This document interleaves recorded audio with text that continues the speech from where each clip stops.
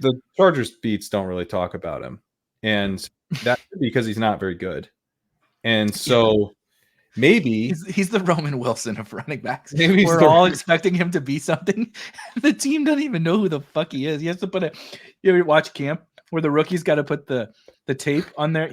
It's like if anybody played college football, you show up and there's fucking 125 dudes out there, and so everybody has their name on their helmet because the coaches don't know who any of you idiots are. But like in the NFL, there's not that many guys, and if you're a priority, you kind of know who the dude is. Vidal and Roman Wilson definitely got the tape. That's definitely news. If I see tape on a helmet, I'm dropping him in the ranks. That's a promise.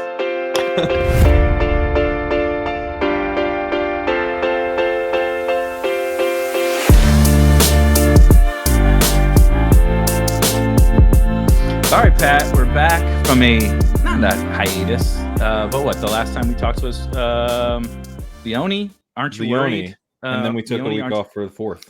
Yeah, because that was a lot of worry. Like my stress levels were at an all-time high. Leone sent us through the roof. People were saying he was looking red. He was so worried during the show that he was really red. He's like me when I go, to the beach or something, being a pale white boy. But it's the perfect time, I think, to come back. I just put out a piece on Spike Week of just training camp's about to start. I believe the first training camp kicks off on the 16th of July. We're recording this a few days before that, obviously. And it's easy for us to say, and we did kind of say a lot of like macro level strategy. And I believe our first mailbag or second mailbag, folks can go back and listen to that because as we tend to do, we went pretty deep on how to handle training camp news, but it was kind of more procedural and, when do you react and when don't you? But now it's time. Like all the things that we've been talking about for the first 2 months of fantasy football and best ball draft season thus far, we're about to learn answers to those things, or learn new answers that we didn't think there was a question to, or the opposite. There's all sorts of chaos that's about to break out, and I felt this year in particular there was like more stuff. Maybe I'm just a prisoner of the moment, but it felt like not necessarily the most impactful things, but a lot of situations where, dude, I don't know who the starting running back is. I don't know who the backup is. I don't know who the wide receiver 3 is. I might not know who the wide receiver 2 is on certain teams. Who's the tight end?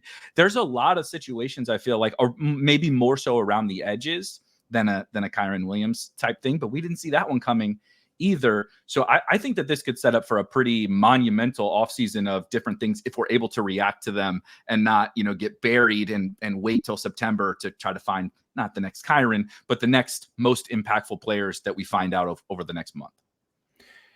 Yeah, and it's been, it's always kind of like everything in fantasy football, right? It's like all of this stuff is like overblown and essential.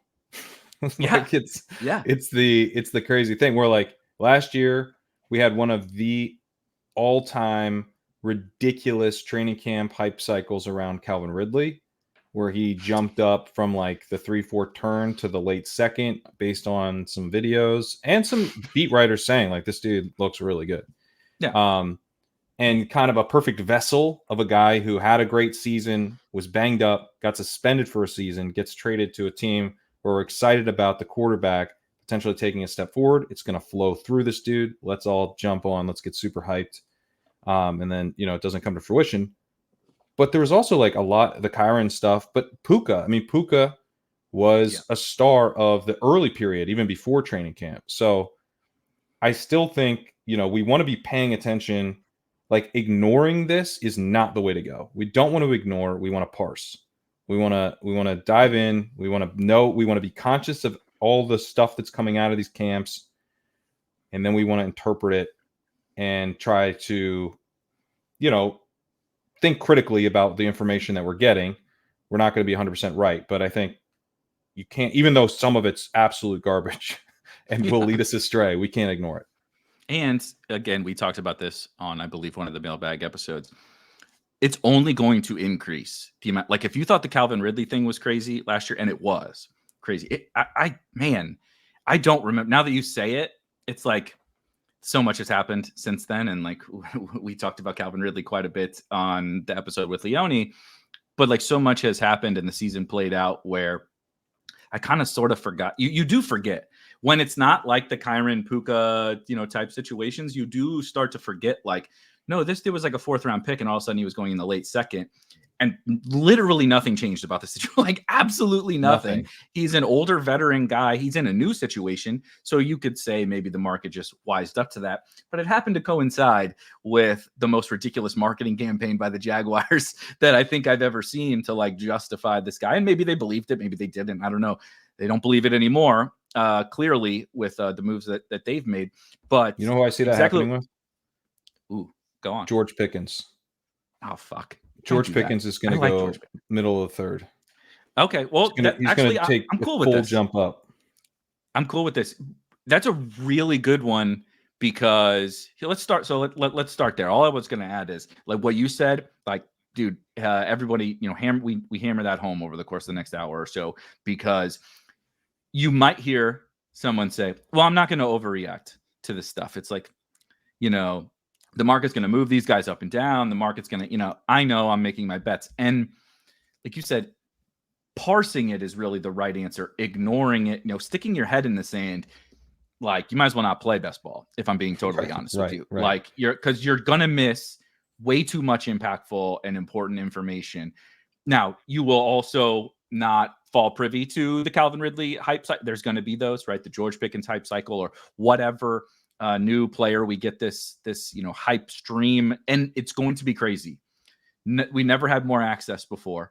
I remember during OTAs, mini camps, we were getting target distribution from Patrick Mahomes on his reps at every Chiefs practice during 7-on-7 and 11-on-11s.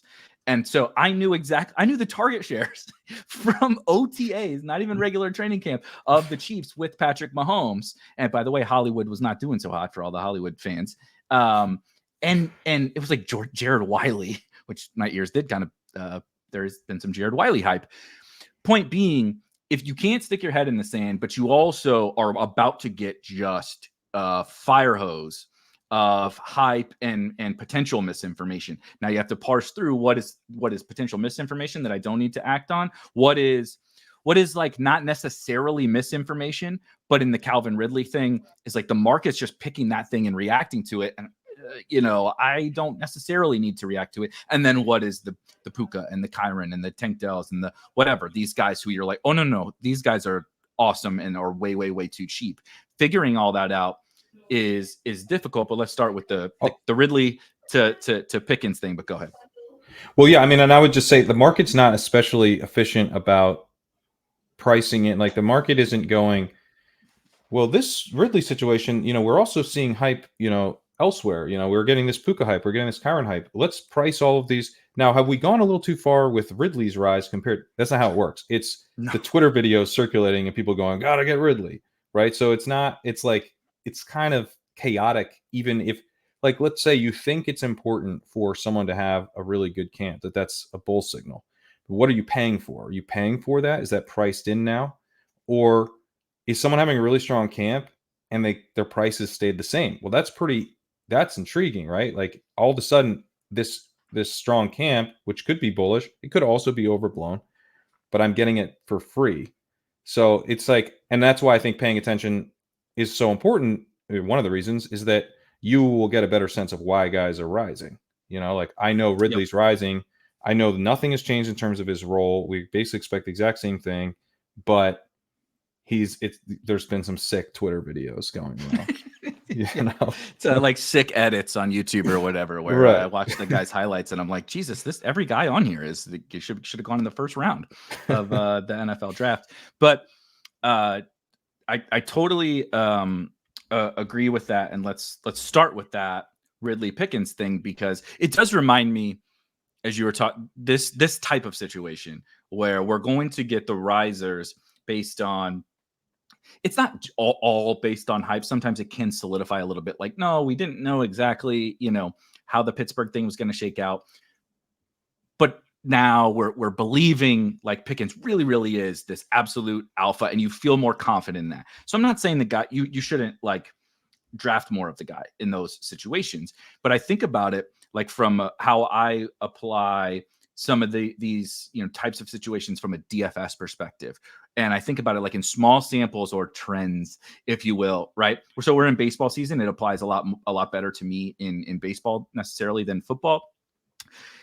You'll get a starting pitcher who has historically just not been good or been mediocre, or maybe he didn't strike out a ton of hitters. And then say over a 2 or 3 start stretch, he's like throwing a new pitch, or his velocity's up 2 or 3 miles per hour, or, you start to see some signal that you don't really know if it's anything. Like, I have no idea if this guy's actually gotten better, if it's fluky, he's just testing something out. I don't know. But then if your opponents on that, tonight you're playing MLB DFS tonight, your opponents are like still treating him like he's this total garbage pitcher, and you see some potential signal that he isn't, you can benefit from acting on that, even if you don't know if it's true. You have no idea if it's true, but it could be because you're seeing some form of signal and your opponents are not reacting to it. The Ridley situation is the complete and utter opposite. When you get that situation and now you got this cheap pitcher and everybody says, oh my God, he started throwing a slot. He's throwing the sweeper now. He's getting swings and misses that he never got before. And I'm going to do it. And it's like, buddy, you're talking about 2 starts. Like, you don't know if that's real at all. You can pounce on the opposite side. And that's a little more of the Ridley situation and kind of everything that you just talked about. We're going to get hype and news and potentially new information, but when do you act on it? What are your opponents doing with that information? And what are they doing with similar or some information about other players in the player pool that, you're going to get? If someone rises, someone has to fall. Like, that's how it works, right? And nobody, it's not up only. This isn't crypto.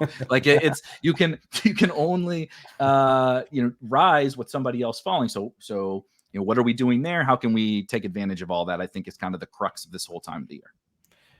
Yeah. And so to the Pickens point, I think I think Pickens is good. I think he's good. And I think he is by far the best player in the Steelers passing game.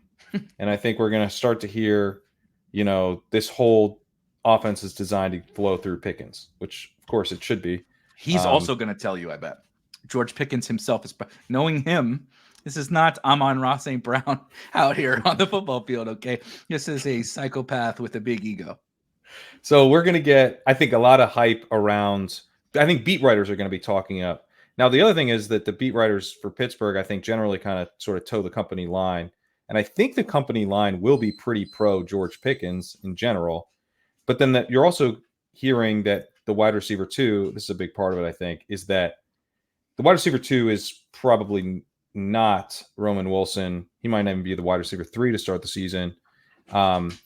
Instead, it's like Van Jefferson. That's who we're getting is probably the wide receiver 2. That's obviously and Calvin super, Austin super is probably the wide receiver 3 right now. In a kind of like Ray McLeod. Arthur Smith. The Arthur Smith, Scotty Miller, Kadarius Hodge bullshit or whatever that he does. Yeah, there's going to be some gadgety stuff. But then like you go, okay, let's think about this Roman Wilson stuff, and not to say he can't do anything, but just kind of from the perspective of George Pickens' potential rise.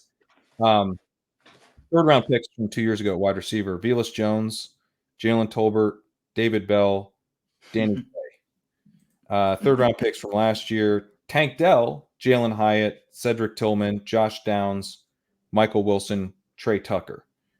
Like, if Roman Wilson was nothing for this year, that really wouldn't be that surprising. And it sort of seems that's the early indications is that he's, it's going to be slow going. But it could very well be the case that like in preseason, Roman Wilson's playing deep into the games. He's clearly not a first stringer to start the season, which again does not necessarily mean he won't do anything all year. But I'm getting this sense that like George Pickens, alpha season hype. Now it helps that David Kitchen was real in on George Pickens on ship chasing. I think, it's like I think Kitchen's kind of channeling that he's an everyman. He's got that everyman finger on the pulse there. And Rotopat was real into George Pickens when I did the pod. Also not like a super best ball sicko. Kind of more in the redraft. Yeah. So I'm like, okay, like it's interesting to me that Pickens is kind of like popping up in those contexts. And then I also just am starting to get more interested in him myself. Like the target share projection is going to potentially be pretty nice. But also he's a wide receiver in an Arthur Smith offense. So I could see it getting just like, why did we take Arthur Smith's wide receiver one in the third round again, even though this never worked? ever. And when an Arthur Smith wide receiver worked, it was the guy that we never saw coming, but the AJ Brown seasons, right, where it was like, yeah, this guy's a fun, exciting player, but oh no, he's a superstar. I think that's what we're transposing onto George Pickens is there's nobody else here. What if he's a superstar? What I will say is very unlike the AJ Brown, particularly rookie season, is we have seen, granted with the different offensive coordinator, different quarterbacks and all that, we have seen, just like from a best ball lens, the ability for George Pickens to be really impactful. You know, he is definitely not going to come with a high floor, but we generally don't really care about that. And in particular, in this new market where we're drafting a lot of, kind of early wide receiver firepower, if you listen to this show, that's a huge pillar of how you're drafting this year. Like, I can suffer through those. It's like George Kittle. I can suffer through the 2 or 3 point games to get the big ones. And I do feel pretty good about that. That being said, there comes a point where that's less valuable at a certain cost. It was like Calvin really didn't have like a totally horrible year last year. He had a couple really big games and he was like okay for fantasy in like the total wide receiver landscape. He just wasn't okay as a late second round pick, given the other wide receivers that go there. It's the same thing with Pickens. Like, we can talk about better and best ball and spike weeks and all this kind of stuff, but I don't want to pay only for that. Like, I don't want to pay only for that at a really, really high price. I don't want to pay $50 on my auction budget for 3 big games out of the year and a bunch of stuff that I don't really love. And so balancing that is very difficult. It is. And maybe the hype won't fully materialize on him, but that's one where if George Pickens catches a bunch of hype, I'm not going to be excited to chase that up. Like, I'm trying to sort of establish some priors with some of these guys of like, who could get hyped where like, okay, like, what are we going to like octuple count that George Pickens is the only wide receiver on the Steelers? Like, we know Why that. is he going 40th overall? Probably because the other guys suck. We know this. So I'm trying to like kind of feel out like the spots like that where, it's like Zamir White has been a guy for me, though I'm trying to get a lot of Zamir White now. Not a guy I actually thought would be like a target, but I'm taking a bunch of him. I'm saying a bunch, but I'm at 9%. So I'm overweight Zamir White. Probably much lower before, right? It was much lower before, and I have him in a bunch of slow drafts that are going to finish up. So my guess is I'm like probably more at like 11 or 12 Zamir White.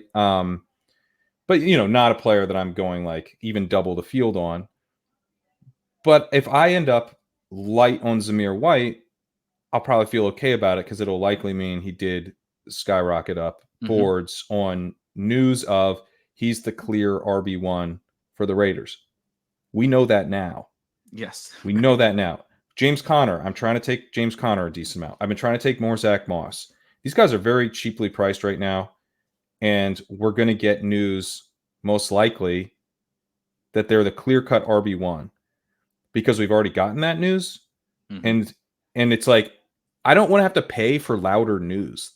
You know what I mean? Right. Like, you turn the volume up on the same on an episode that was playing a month ago, and now more people watched it or whatever, and now I have to pay more. That sucks. Yeah, you saw it on ESPN the Ocho, and nobody else saw it. No one watched and it. Now it's on SportsCenter, and everybody sees it. I don't want to pay SportsCenter prices for this. Yeah, we want the Ocho price, baby. We want the dodgeball prices on our news. But to your point, it is really funny with those guys where I do think they're great candidates, or that style of candidate is such a good one where the news is going to be James Conner's with the ones, Trey Benson's moving along slowly, right? Typical rookie thing that we hear all the time. Coming along slowly, it's James Conner's backfield, and it's like a month ago they told us that. They told us that a month ago. They already told us that a month ago. So it's fair to, like, someone could say it's not priced in yet, and so I'm drafting him, and I'm like, I agree. I'm drafting those guys right now because I think that they're extremely cheaply priced. But in a month or in 2 months, those guys, I'm not saying this is what will happen, but this can happen, and it does happen every year. Those guys go from pick 90 to ahead of Ken Walker. Right, Ken Walker goes pick 69 or something like that. You know, it's just like, oh, and because that area is really ripe for movers. The sixth through the ninth round. There's a bunch of guys that we're just kind of, they're all interesting, but we're just kind of lumping them all in there, right? Keon Coleman, you could tell me Keon Coleman rises. You could tell me he falls. You could tell me, a bunch of those guys, Christian Watson, a million guys that go in that. I mean, Ken Walker, he could not be the starter for all we know in a month, so he could fall, or we could get the news on Ken Walker that it's like, nope, still Ken Walker's backfield. Sharps is the backup or whatever. There's so many different possibilities from within there, so we know we're going to get that news on Zamir. We know they're going to reiterate. Right. And he's going to be out there with the ones. We're going to get the videos. And Zamir also has been on some kind of diet in this offseason. I think it includes a lot of protein, this diet. Yeah. He's consuming a little more protein than I am, I would say, on a day-to-day basis, because he looks like two of me. But those guys, I think, are super interesting to keep tabs on, to where it's really easy when you're in your drafts and you're like I just did a bunch of slows, made a bunch of picks and a bunch of slows before this. And if you're not sitting down and really, really thinking about it, because we all have time constraints, it's like, oh, this guy's at the top of the queue, I need a running back. And it's like the next thing you know, you're not thinking about it. And that guy that was going at pick 90, who you love taking at pick 90, is going at pick 70. And you're just like, oh, yep, need a running back, that guy. And it's like, nah, that wasn't what you wanted to do. That wasn't what you wanted to do. Yeah, and right now, one of the nice things about drafting is that we can kind of just pick from a big group of running backs. Over the course of the summer, that big group of running backs, and I'm talking about kind of the round 7 to round 10 range, right? Yep. That group will start to break up, and directionally, I think will move towards the correct prices. There will be, maybe there's a guy who falls and he ends up being maybe Benson falls and then he comes down the stretch and he's awesome. And he actually, from a cheaper price, because we were worried about early season production, becomes the guy to get, right? Something like that could definitely happen and probably will happen. But largely, we're going to get information, and the market will start pricing in already known information, and that will move guys in kind of the correct direction. And then you'll start having to pay more accurate prices for your players, which sucks. We don't want to we want to pay inaccurate prices for our players. That's always preferable. So I think that, and we've kind of, based on every podcast I've been on, this running back pocket that we have available to us right now, I think, is just, I'm hammering it. I think it's such a key part of drafts right now, but in part because it's not going to last. It may be the case that running backs do cluster here all summer, but I don't think we're going to feel as good about kind of the upside cases for the running backs, because it's going to start to feel a little bit more known about some of the upside that we find, to be inherent in Chase Brown. We may start giving more of that to Zach Moss, or Trey Benson, we give more of it to James Conner, right? Yeah. Or vice versa. Maybe we feel actually worse about Conner, right? Whatever it is, it could go the other way. We're outlining the case that we're kind of guessing will happen, but it could certainly go. It could be. Yeah. Chase Brown's gotten some hype too. It could show up and be like, oh no, these guys are splitting, and then Zach Moss it could actually be that Brown should flip Moss, maybe. Right. But in that environment, to me, it means take Moss, take Brown, right? It's, I've got 10% Brown and 6% Moss. So I'm not hammering that backfield in particular, but another one that I've been making more of an effort to get. So hopefully that'll be more 8 and 12 after my slows finish up. But I mean, attacking the ambiguity with a floor of a role in that range is just we're going to start to have winners and losers and stratify from one another in that range. And largely, I don't want to be, I don't want to have to pay Zamir White starter prices, for a guy that is pretty clearly the starter and has been for a while.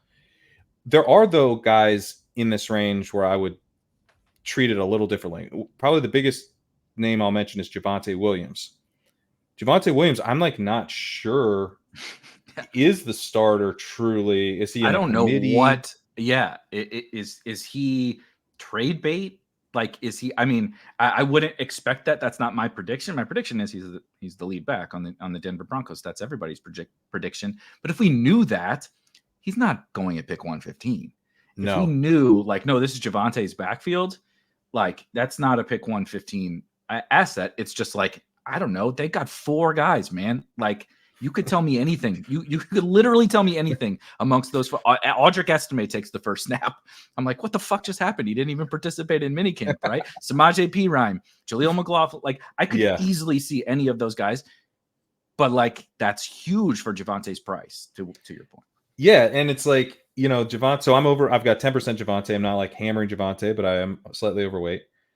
Honestly, kind of wish I was a little higher, but there's lots of guys to take in this range, and I really like Brian Robinson, who goes right next to him. Yeah. But if we get news that Javonte looks good, like, man, Javonte looks way healthier than he did this time last year, which is a reasonable thing to expect to happen, but still would like it. And then, you know, he's running with the ones. He's clearly the guy. Estime still not practicing.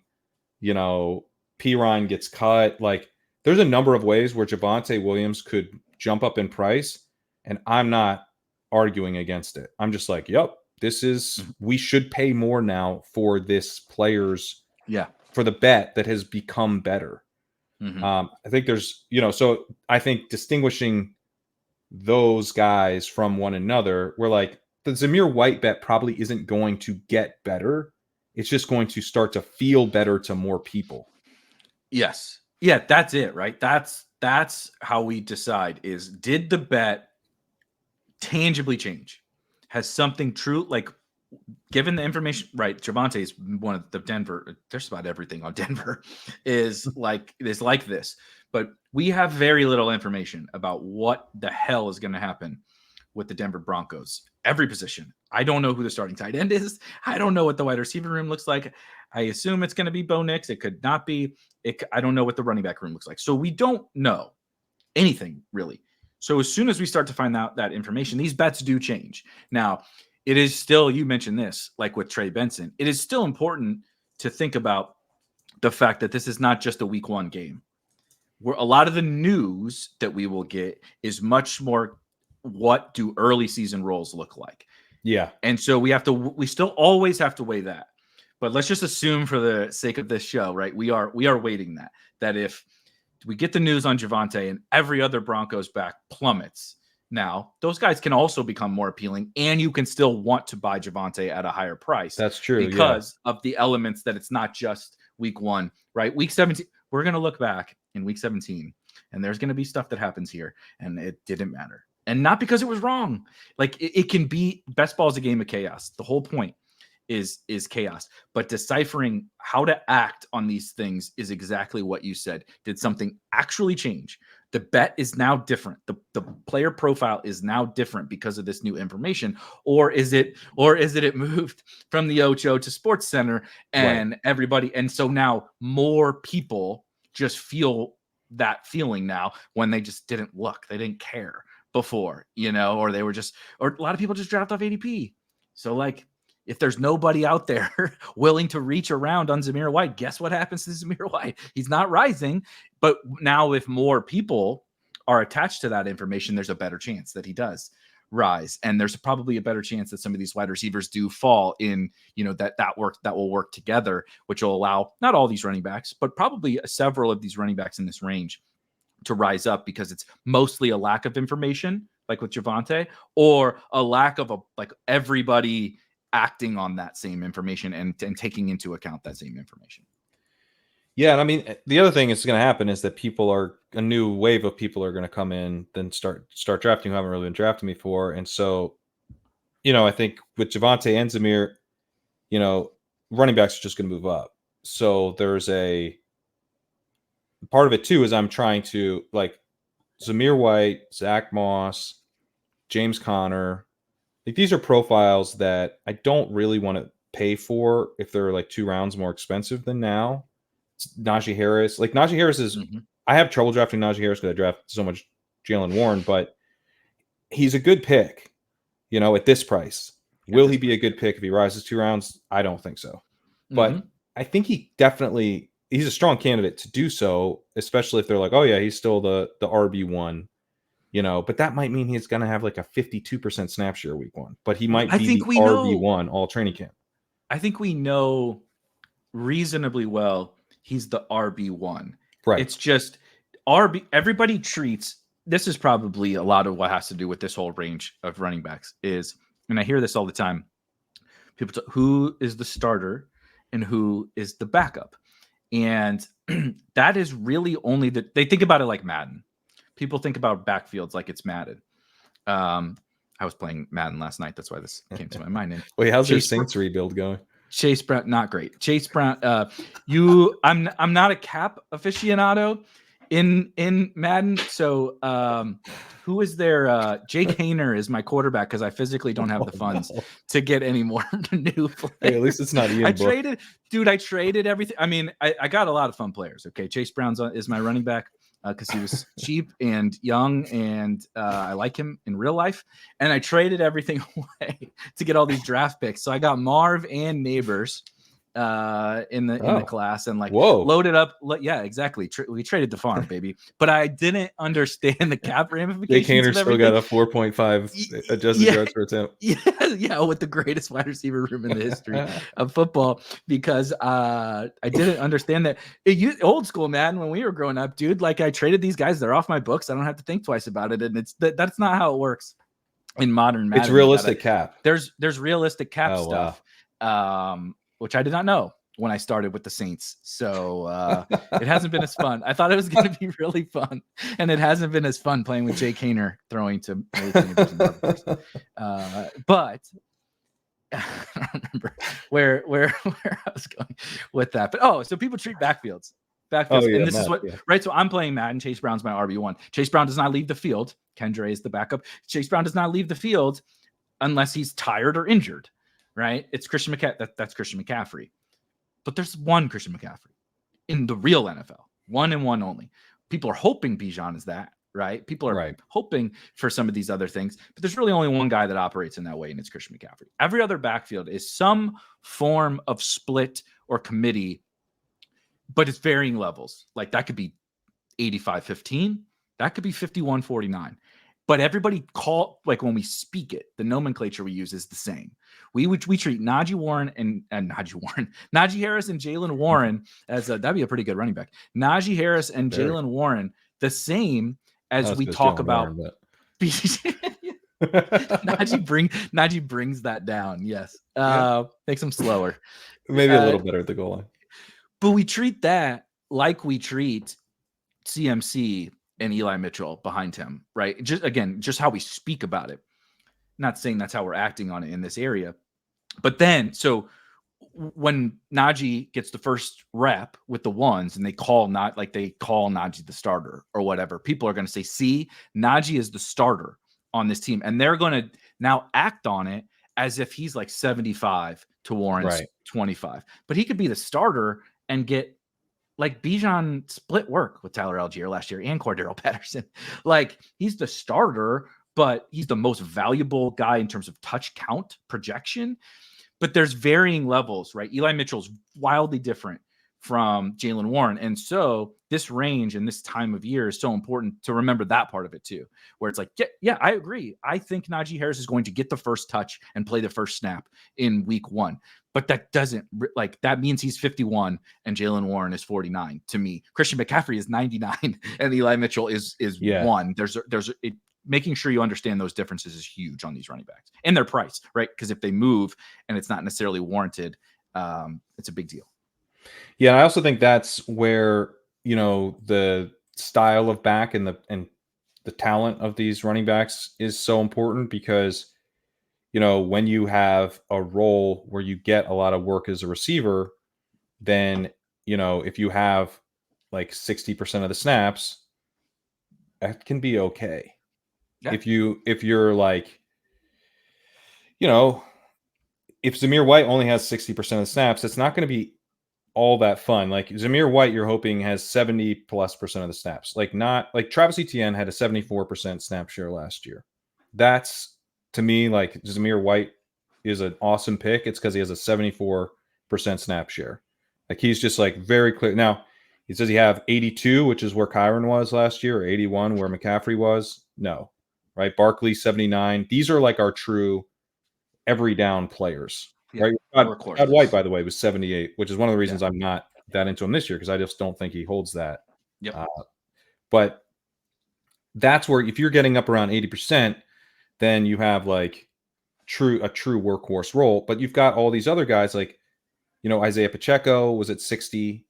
And there, I think with Pacheco and that type of bet, you're betting more on efficiency, touchdowns, some use in the receiving game. But like, it's just, it's a truly different role than what you get out of Kyren Williams, even though it might seem similar. Like Kyren Williams and Isaiah Pacheco are the starting running backs for their respective teams. But the role Kyren was in, that's 20% more snaps per game. Like he was just out there constantly. They like also kind of have the offense flowed through him in the red zone a little bit too. So like 15 plays, dude. That's like 15 plays. That's a lot of fucking plays. Yeah, it's a big deal. So like you're and we're not going to get that in training camp, really. We're not going to get like Zach Moss strikes me. I think Zach Moss I came into training camp thinking he was a 55% snap share guy, looking more like 75%. Not going to get that level of granularity. No. We're going to get more like, that a guy's having a really strong camp. Maybe the guy behind him is really struggling. It's kind of this guy's backfield. That's certainly meaningful to a degree, but then it's like, how much did we already feel like it was his back? I would say like if Zach Moss came in and was like, then like Zach Moss is like the starter. And Chase Brown is like James Conner news. You get the James Conner news. Get the James Conner news. This is his backfield. He runs the show. Benson could come along later in the season or something. I would pay more for Zach Moss if we got that news. Mm-hmm. I wouldn't take him in the 6th round because I don't think he's that great. But I would pay more. Yep, I think that makes total sense, and I think I'm glad we talked about the running back thing because it's a big one for me. I'm certainly not always right on all of these situations, but I think where some of our biggest edges lie is in that exact kind of conversation, like the Madden level not my Saints rebuild, the Madden level conversation, just where like defining. We should just do a league where we all rebuild the Saints. And see who can actually do it. See who doesn't have Jake fucking Hayner as their quarterback in year 3. Throwing to I traded Juwan. Even at one point, Taysom was my starting tight end because I couldn't. Like you're just caps. Yeah, tough shit, man. You can't. I just want to see. I want to see a tournament because it's a skill. It's a Madden skill, right? It's ultimately who wins the games of Madden. But Saints against Saints. It's all Saints against Saints, and so it's a skill of rebuilding the team, but then also being able to play Madden well, but then also just the joy of going, oh God, every time someone unveils their starting roster. Yes, 100%. It was wild, and I haven't like gone back and like dug into it. Like, how did this cap stuff happen? But I just hit a certain point where in the offseason, I'm like, oh yeah, I'll drop this guy or add this guy or whatever. Like they were like, nope, can't. You're not allowed. And I was like, what the? I was like, this is not. I set out to do this. This is not what I wanted. This is not fun. This is no longer fun anymore. Thank God Sean Payton is on the Broncos, man. Yes, exactly. Sean. I am now Sean Payton. I'm going to switch over and take over the Broncos next. Thank God NCAA game is coming out to get me out of this stupid Saints rebuild. But it really is like I think personally one of my, and like if you watch this show, you listen to Spike Week and definitely Legendary Upside, the like micro analysis of the running back more than just like talent, and definitely more than projection, but is like defining what you just said. Like Isaiah Pacheco is unquestionably the starter on the Kansas City Chiefs. That has value. But the starter on the Kansas City Chiefs and the role that Isaiah Pacheco plays is different than the start. Like, it's different than what Joe Mixon is going to play on the Houston Texans. It's different than what Zach Moss is going to play. It's wildly different from what, McCaffrey and Brees and CMC are going to play. So that's why when people talk about, like, you can get the starter on this off, and I say this too, right? You can get the starter on this offense at this price. It's like, yeah, but like, what does starter mean? Because the starter on every team is very, very different. And so this time of year, more even than just the news, because we're going to get the news, is what does that news really mean? Did it change anything? And like, okay, what does the starter mean? Or what does the backup mean? Like, we could get news that Zach Moss is the starter, but it ends up being better for Chase Brown because the news is like, yeah, Zach is the starter, but like, we're really excited about Chase Brown. He's going to get to play. We need to get him the ball, right? He's explosive, blah, blah, blah. You could get that too. And then it's like, well, yeah, Moss is the starter, but they're clearly, Chase Brown has more than just contingent value. And so like weighing all of that stuff and then you add in like the player skill and like, can you pass block? Like Deuce Vaughn, sorry, buddy. Like you just didn't, you're kind of a fun little player, but you just didn't have a path to doing it. You put all that together at this time of year and like, it can be really, really powerful because the market can be a little nonsensical at times. Yeah, exactly. Yeah. So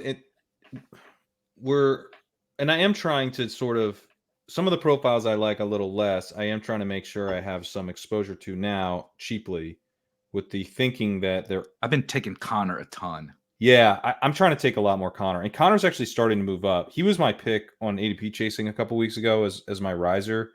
Because I think it's just like the drumbeat of like Connor is the starting running back in Arizona. Trey Benson might be the RB3 to start the year, something like that. Like he was a third-round pick, third-round committee back. They might not displace James Conner in year one. Like it wouldn't be really that shocking. So he couldn't displace anybody in college. Yeah, he never displaced anybody.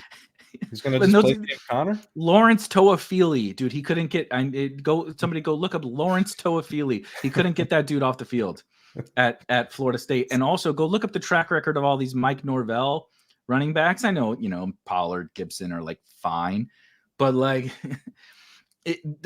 Darrell Henderson had a whole lot of average, like 8 yards per carry in a Mike Norvell offense, and came in as a third or fourth round pick, similar as well. And I was excited because I was like, yeah, we like this dude. Henderson. Yeah, explosive, super efficient, dropped in a good situation. It's all the same shit. And then you're just like, nah, he's just another third round pick running back. Like nothing, even though we were excited about him during the big board, like it doesn't mean he's anything when James Conner's in front of him. Yeah, so third round picks last year, Kendre Miller, Tyjae Spears, Devon Achane, Tank Bigsby. Third round picks 2 years ago, Rashad White, Tyrion Davis-Price, Brian Robinson, Damian Pierce early fourth. So, it's not like to say, again, if Trey Benson falls on this news, I'm probably going to end up with a lot of them. Me too. But I want to take Connor before he rises. Like, imagine a portfolio where you get Connor before he rises and Benson after he falls. That sounds awesome. That's like the point of this whole conversation, right? Is we can if we react appropriately, or not just react, if we get out ahead of it and then react appropriately, we can build the perfect portfolio because we can get these guys who should not be going in the 90s, watch everyone else take them all the way up into the 70s or whatever, and then take the other guy who now really nothing has changed, but he now goes 2 rounds cheaper as well. It's the perfect, like that's the goal. We're probably not going to achieve it, but that's the goal. Yeah, we're not going to get it perfect. And I was actually feeling like I was trying to play the market too much recently with Jonathan Brooks, where I was like, I'm not taking Brooks as much as I would have taken him because I think he probably falls to begin training camp because he's going to go on PUP. But then I was like, but he shouldn't fall. And I'm basically just being disrespectful to everyone I'm drafting against by saying he will fall. Or maybe not everyone I'm drafting against now, but everyone I will be drafting against in the future. Yeah. And I was like, they're going to come in and they're going to freak out. And I'm going to be so smart and I'm going to get them like, 10 picks later or whatever. You're badge shaming. You're badge shaming the people on these people are coming in with no badges and they're going to be scared of Jonathan Brooks. These fucking idiots. Yeah, they're going to go on PUP. They're not going to know he does not going to miss any games. That's training camp PUP. That's a different PUP. But But then I was like, but I think Jonathan, let me zoom out for a second and go, is Jonathan Brooks a good pick in the 7th round? Yes.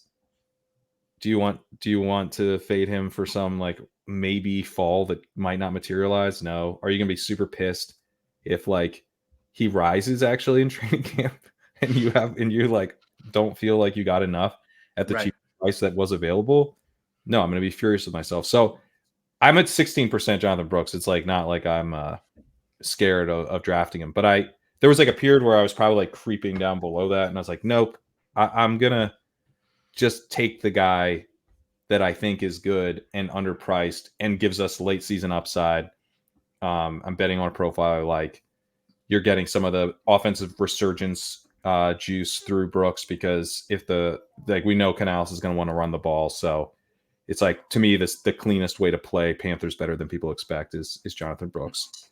So anyway, there's stuff like I want to play the market to a degree, but I also don't want to get like overly caught up in playing the market because ultimately, like if like a guy in the 8th round hits at running back, and he ends up in the 6th round by the end of the year, like it won't really matter that much, especially because wide receiver will be more forgiving in those later drafts. 2B2, yeah. It's a 2B2. Yeah. You would rather have it the other, of course. You would rather, you're playing with a couple $100 of DFS salary less than the other people are, but like, the 8th round pick outperforms the 6th round pick all the fucking time, and especially in best ball, right? We're not talking drafters here. We're not talking the marathon or anything like that, where it's total cumulative scoring.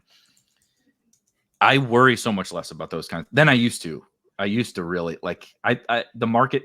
Playing the market game is almost like a game with it. Best ball is already, so what is this? This is total inception. We've gone down to the 3rd level of inception. Playing the market is the game within the game within the game or whatever. And so I do really enjoy that part of it, and I think it's really me too. a good thing to do. But you can overdo it. Like to your point, it's like he's a good he's a good pick right now. Like I can't say for sure exactly what's going to happen in the market. Don't get overconfident in your ability as well. And you always talk about flipping over the cards, one of my phrases, but you flip over the cards in week 1 and you're like, dude, I thought Jonathan Brooks was an awesome pick and I have 6% of him or whatever, because I was trying to do that. And then he did rise. And then he rose. And you're like, fuck, now I'm not going to get him. And I wanted him because I think you want the good picks on your team. You want the good picks. Yeah. And that's where I'm trying to so I think as I dial in kind of how to play the market, it's more about the guys I don't like that I want to be more price sensitive on. Yeah. Of it's silly to fade a guy at a good price that you think will rise, right? Because you're like, I'm so out on this guy that I don't even want to have exposure at a cheaper price than my opponents. Yeah. Like that's real confidence. Now, I mean, there are players where I think that's okay to be that confident about, but like, if you're just like largely that confident about huge swaths of the field, that's probably overconfident. So, right.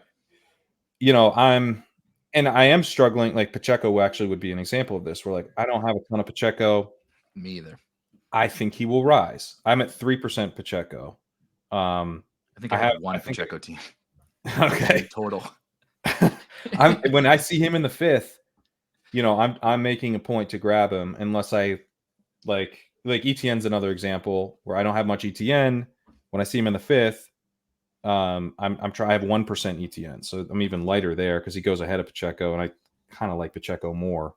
But if he's in the 5th, now I actually just this morning he was there in the 5th. But I had 3 receivers in Mark Andrews and Lamar Jackson was there, and I'm taking Lamar Jackson 100% of the time. Yeah, but it's like kind of like damn, this could have been an ETN share if I didn't do the Andrews, if I didn't have such a 6 start. I can't ruin this with this guy that other people draft 40th overall, and I'm taking him in the mid 50s. But I totally agree, and I think everybody has those guys. But I loved your point about like having a huge portion of the player pool be those guys that just like we'll say like I don't see them in the queue. And there are some of those guys. I don't really see Deontay Johnson, until he gets much further after his ADP. I understand why other people like him. I get it. But having too many of those, not only I think is overconfidence in your ability to predict this game, certainly your ability to predict the players over the course of the season period, but also your ability to predict like how impactful everybody is in this particular game. I think in redraft, we talked about this before too, but like I think in redraft, having these really hard stances on the different kinds of players that you should and shouldn't draft is very, very, very different. But I think people bring that over from redraft and they say just like, you can't take that, like never, ever, ever taking them. And then especially when you're drafting in volume from a best ball perspective, there's a lot of trickle down effects to like, a lot of guys end up paired with other guys because you skipped. There's a whole round, or there's 10, 12, 15 guys within 2 rounds that you don't draft ever. So now all of your Tyreek Hills are buoyed by 2 other players later that have no real reason at all that they should. Right? Why does you like Tyreek? We all like Tyreek. Why is Jonathan Brooks on every Tyreek team? All because you hate the other running backs that go in that range. Is like right.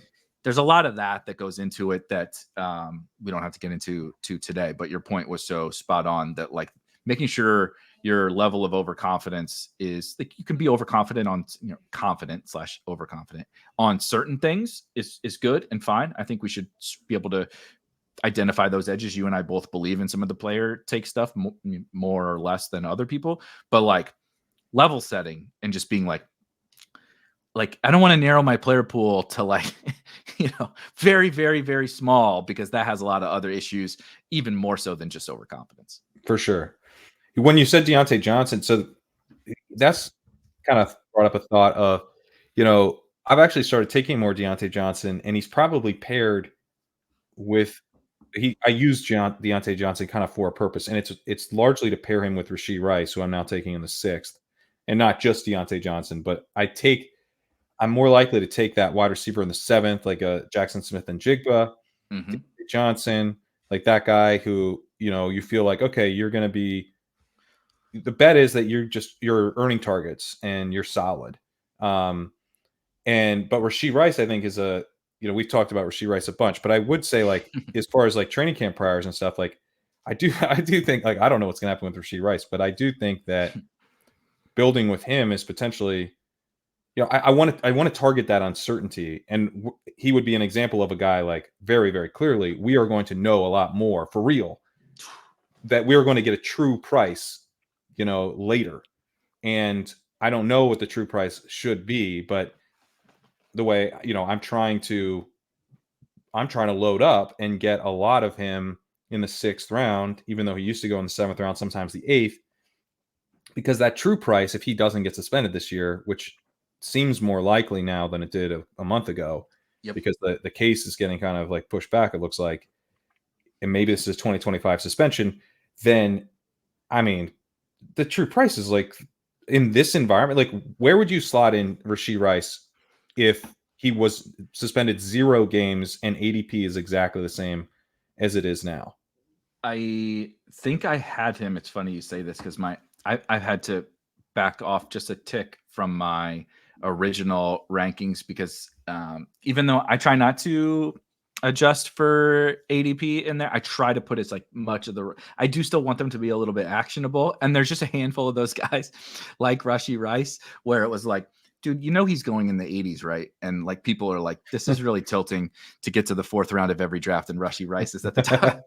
is at the top of the queue. So I did adjust for that, but I would say, why would he go behind most of those 4th round wide receivers?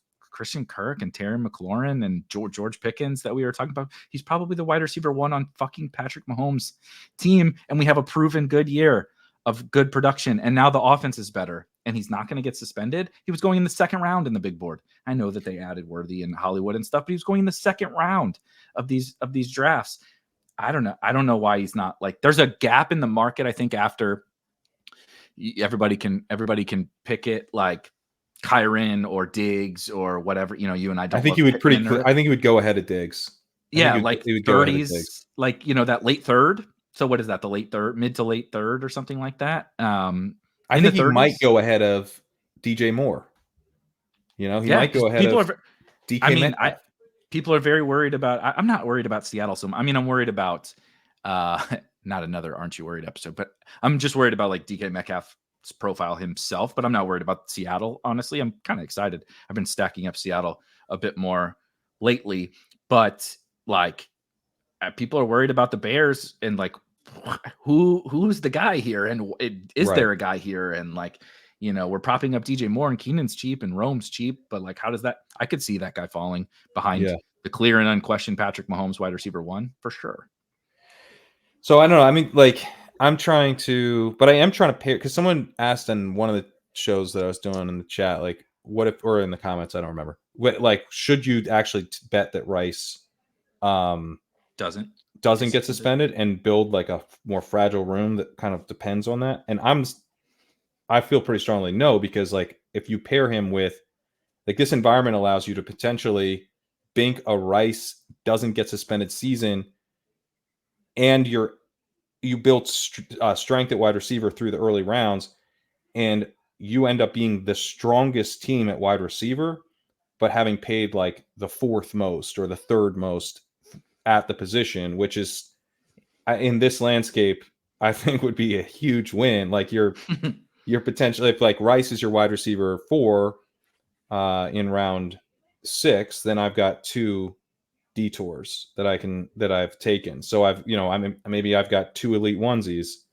Rashee Rice and then Deontay Johnson, let's say, and 5 wide receivers, 2 elite onesies through 7, and then I bank Rice not getting suspended, and all of a sudden I've got the strongest wide receiver room and potentially the strongest tight end and quarterback situation. And now I just got to figure out a running back. Like that to me is the way to try to bank that. But I am pairing Rice specifically more with players that I think would help him get through a suspension that's maybe longer than I would like. Like I want to be able to win with Rice, even if he gets suspended for 8 games. Like I don't want my season to be over, but I think attacking this, I mean, it's risky. This is a true risky situation, but man, like the upside is so clear. Like, because when I say he could go in the mid-3rd round, like I would take him there. Like for sure I would draft him there. Like a lot.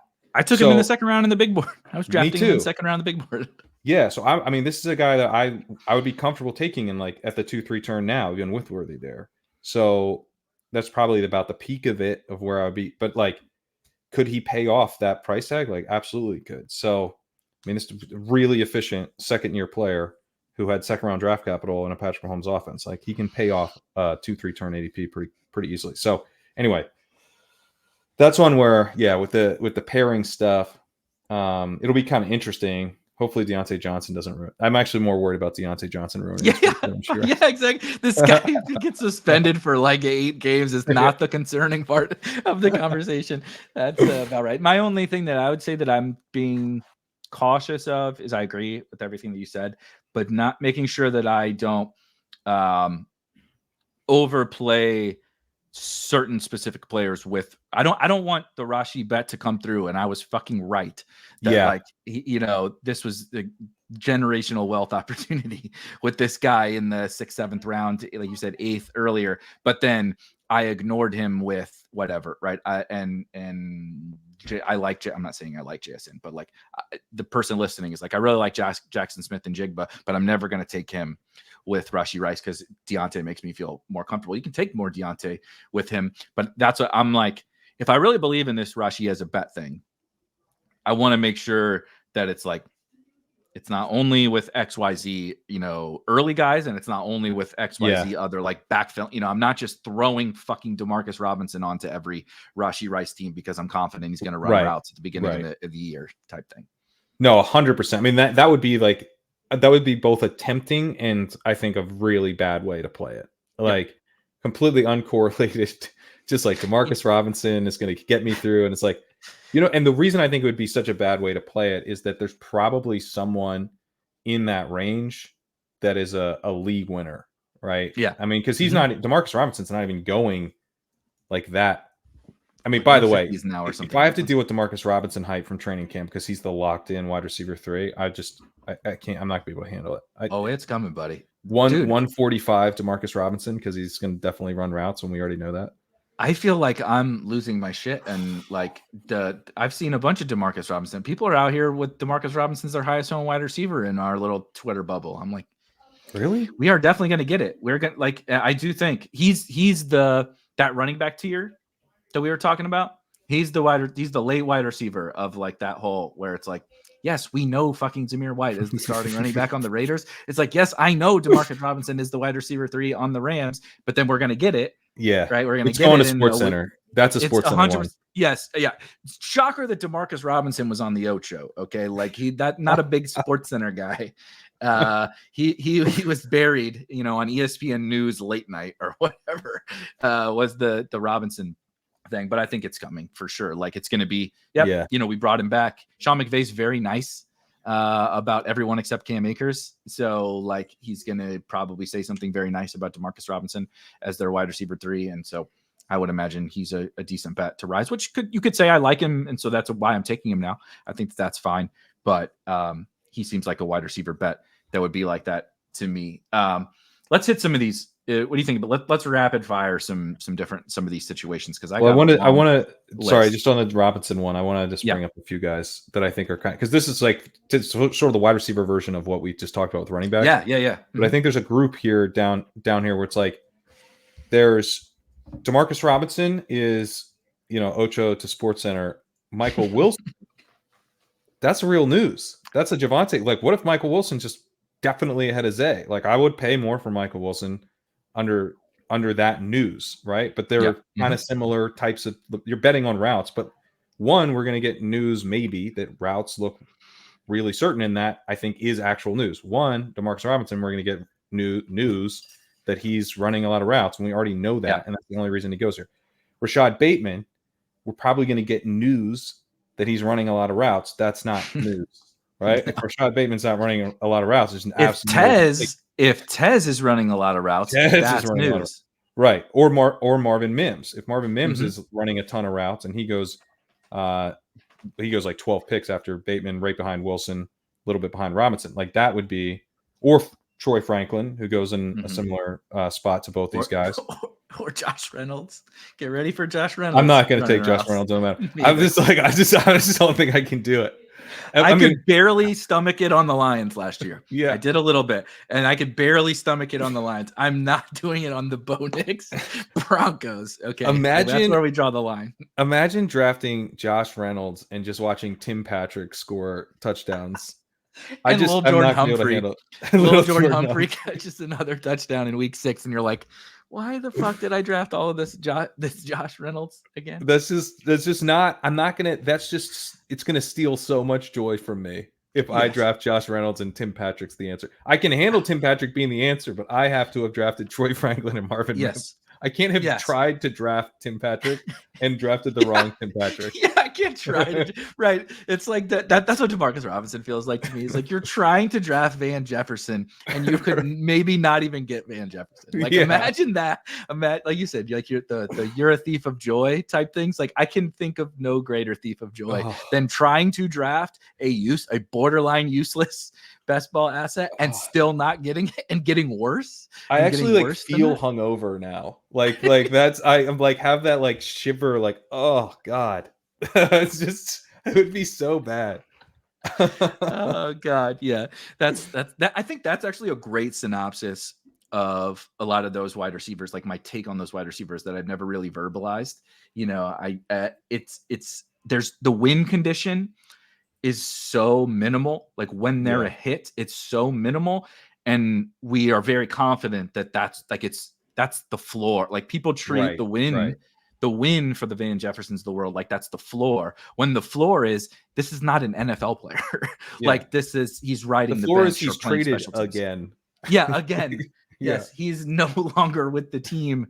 And the guy who was, doing nothing for 6 years is actually the guy who it is. That's my fear with the Demarcus Robinsons of the world. Like I see it, it's like, why don't you like him? Didn't you see the end of the year? It's like, I mean, I see it. It's just like, if that's the hit for me, like that's the ceiling case.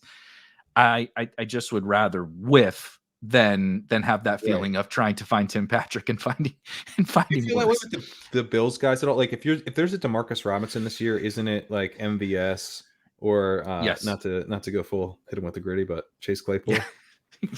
I can't do maybe Claypool. What if Claypool's Demarcus Robinson this year? I mean, would I be that surprised? No. This game is stupid. We play a really stupid game, but it's so hard for me to wrap my head around. I guess these kinds of situations, quite frankly, a guy who was as good as Chase Claypool was as a rookie, washing out from the team who drafted him, and he did that with washing out to the point where they're slandering this dude on the way out. Like, get this guy the fuck out of here. We hate him. He's not good. He doesn't block anybody, right? He's a prima donna, all this. And we're getting, what didn't they get a second round pick for him? Yeah, and then they got a second round pick from these stupid ass Bears. By the way, the Bears, my Saints franchise needs the luck of the Chicago Bears front office. All those stupid ass trades that they made, and then they just get all this lot, like Caleb Williams with like this amazing roster behind him. You could just give away second round picks for Chase Claypool and get Caleb Williams with DJ Moore and Keenan Allen and Rome Odunze and a good defense. Like, what the fuck kind of bullshit is that? Like, and by the way, the Rome Odunze, let's just not paper over that. Like, they had Michael Penix. They're the direct beneficiaries of the Michael Penix pick. No one really benefited from the Michael Penix pick as much as the Bears. They like literally were like, oh, I guess we're just gonna take an edge or whatever, and then they watched the Falcons not take Rome Odunze. And I got to field questions about Darnell Mooney like every other day now to our wide receiver thing. Here's a lesson that reminded me of another guy who fits that mold, where we're going to be like, we're paying for the routes on this new Atlanta Falcons offense that everybody's excited about, hasn't done shit for years, is not a very good football player, has had the runway to show us that he is. The last time I talked up Darnell Mooney, not talked up, made this exact case. Talk down Darnell Mooney. Sam Sherman clipped it and told Twitter I was talking about Kyle Pitts. It is kind of the same case. It's a little similar, but yeah, it helps that Pitts was actually good in his rookie season and was a good prospect, unlike Mooney, who I believe was a 5th round pick.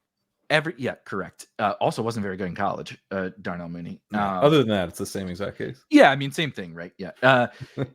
But like, Darnell Mooney is the 2 years younger Demarcus Robinson, like exact same shit, except I mean, shit, at least Demarcus Robinson did, like, people can point to the stretch run last year where it was like, yeah, useful, right? We were playing him. I played him in the wild card round DFS slate or whatever, because it's like, I just need my $4,000 7 targets or whatever from Demarcus Robinson. So like, I get that.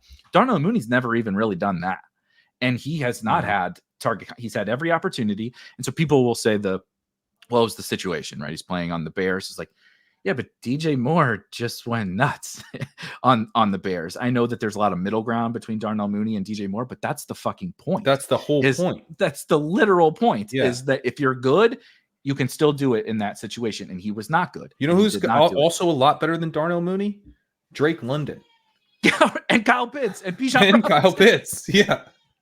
Like, that's a problem. If it's like easy for you to get dusted by teammates. Rondale Moore might be better. I would rather bet last round Rondale Moore as the like, oh God, has this guy done anything? No, I know he's a slot receiver, but like, I would, at least he has something for me to hanker onto with his college profile. And I could like make up some bullshit reasons as to why he hasn't done anything so far with the Cardinals. Like, I could make it up. I'm not really drafting Rondale Moore, but I'm saying I am drafting some Rondale Moore. It's always correlated. Yep. That game is fun, by the way, from a correlation perspective. Yeah, that Week 17 game, you can play that a whole ton of ways, and there's a bunch of cheap ways. And I want to be drafting Jaden Daniels, so it's not just correlated with Kirk. Like, Jaden Daniels, I don't have a ton of. I'm like pretty much even, but he's someone. I'm hammering Jaden. Yeah, Daniels. I probably should be. He's a very fun click. But yeah, I mean, one of the things I've tried to get better at actually in best ball is being open-minded to the Darnell Mooneys of the world. As Zay Jones was kind of one of the big hits a couple years ago in the last round. Darius Slayton was a guy that I was taking in the last round last year, who actually did have a couple spike weeks late in the season, and you wouldn't necessarily think that Darius Slayton would be that guy, especially with the offense crumbling around him, but he's pretty good. He's not great. He's good enough to be a starter, and he's a deep threat, and sometimes he gets loose, right? It's like kind of that simple. Darnell Mooney is kind of a Darius Slayton type of bet, but like the difference for me is that his ADP is 147, and like you are paying, that's a price at which we should expect some players to emerge from that range as like huge league winners, right? Like again, maybe they're not like putting up the massive point totals, but like making big differences for your team all season. Maybe some tight end hits, maybe some contingent value running back guys, maybe a guy like Vidal or something who emerges, or Jalen Wright or Ty Chandler or Marshawn Lloyd who like emerge at Rico Dowdle, right? All these guys are like, I don't know if they're going to be anything, but if they're something, they might be a lot. Monster hit. Could be a monster hit. It could be a monster hit. And I just am not ready to start like bunting in, the 140s. Like that to me, like you're just like, it's a sack bunt. Like it's fine. It's totally fine to make that play with your last pick. And I take Slayton, and I take Rondale Moore, and I take Greg Dort, right? Because I'm like, yeah, I think this guy's a role, and like he's kind of interesting enough to probably keep a starting job all year. And like, I don't know what else to do, frankly. Yeah. So yeah. I can't take the same guy every time. I can't take the same guy every time. And we just talked about overconfidence. So, in the last round, yeah, absolutely. I have Darnell Mooney priced as a last round pick. And he goes, to me, he is that. He's all of those guys, right?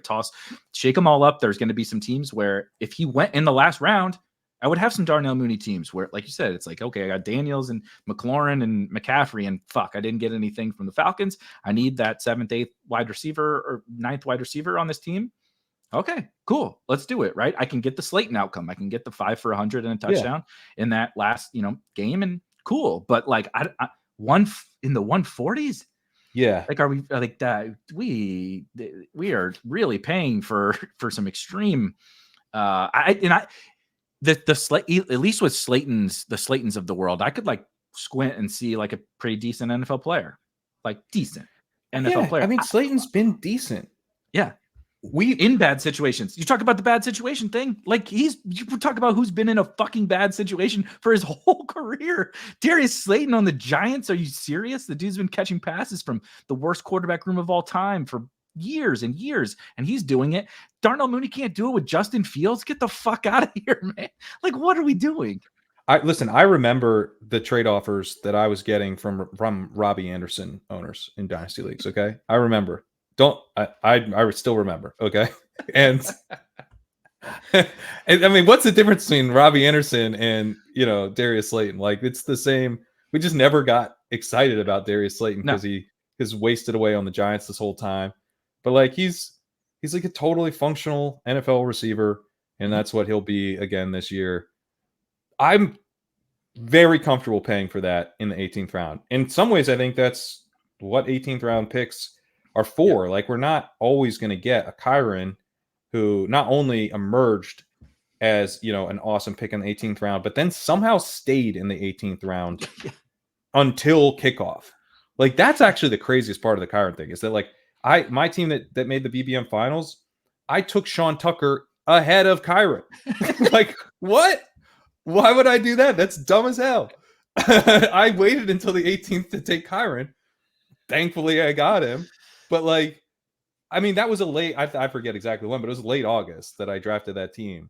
So, even then I didn't have the foresight to be like, I wanted Kyren. I had a bunch of Kyren, but I wasn't even prioritizing him always over Sean Tucker, So it's like that, the Kyren hit, I think, is especially crazy because we didn't even get like the rocket, it wouldn't have mattered if he was in the 15th round, but that didn't even happen.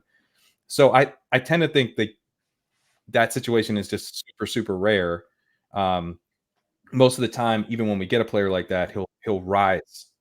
Like Braylon Allen is already. All it took for Braylon Allen to rise out of the 18th was he was the RB2 on the Jets behind a superstar. He's not have any chance in hell to start unless Brees gets hurt, and he's already like is in the 16th round. So I think certainly rookie wide receivers are probably our very best bet, but as those get more expensive, I actually do like the archetypal bet of a Darnell Mooney, but it's just like 5 rounds too early. Yeah, and the market has, like you said, the rookie wide receivers have gotten more expensive. Anybody with a freaking pulse as a rookie doesn't really go in the last round anymore. That's give or that's not a blanket statement. There are guys. And I'm not really that interested in having, even as much as I love him, like 50% Malik Washington is one of the only guys that goes in the last round.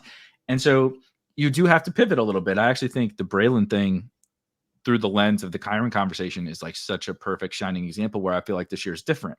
And as we're about to hit this training camp news and stuff, it's important to understand the differences between last year. Like you mentioned, we got more Kyren and Puka like hints at least early than we make it like we confidently say this year, like, well, we just didn't know. And it's like, yeah, kinda like that's mostly true. But we started to get hints and we didn't fully react. Like you just said, I didn't fully react. You didn't fully react. And we're as tuned in, I feel like, as just about anybody. I feel anybody. like I was on it.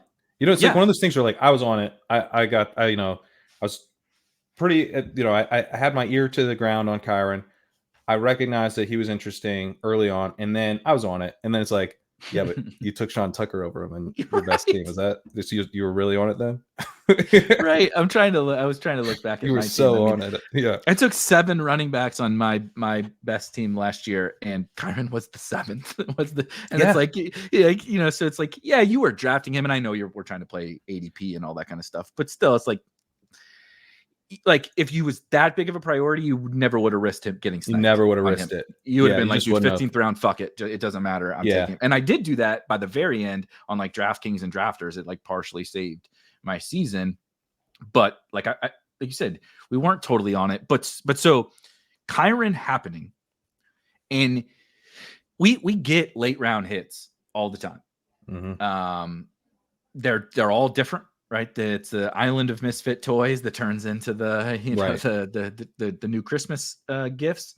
But Kyren specifically was so unique, was the total unicorn, man. Like usually it's injuries or like a rookie who is just better than we thought, or we were just wrong about something. A lot of the times injuries, or they come on. It's a lot of the times it's Rashad Penny and Amon-Ra St. Brown the year that Liam won Best Ball Mania, where it's like, like young rookie and but it takes him a long time to get there. Like it takes him. Amon-Ra, he was really useless for fantasy for the majority of the season, and then poof, young guy figures it out, comes on down the stretch. Rashad Penny got hurt at the beginning of the season, missed a good chunk of the season, but Chris Carson got hurt as well. So Rashad Penny then comes on, right, as mostly a contingent bet, and he's a pretty talented guy on a pretty good offense.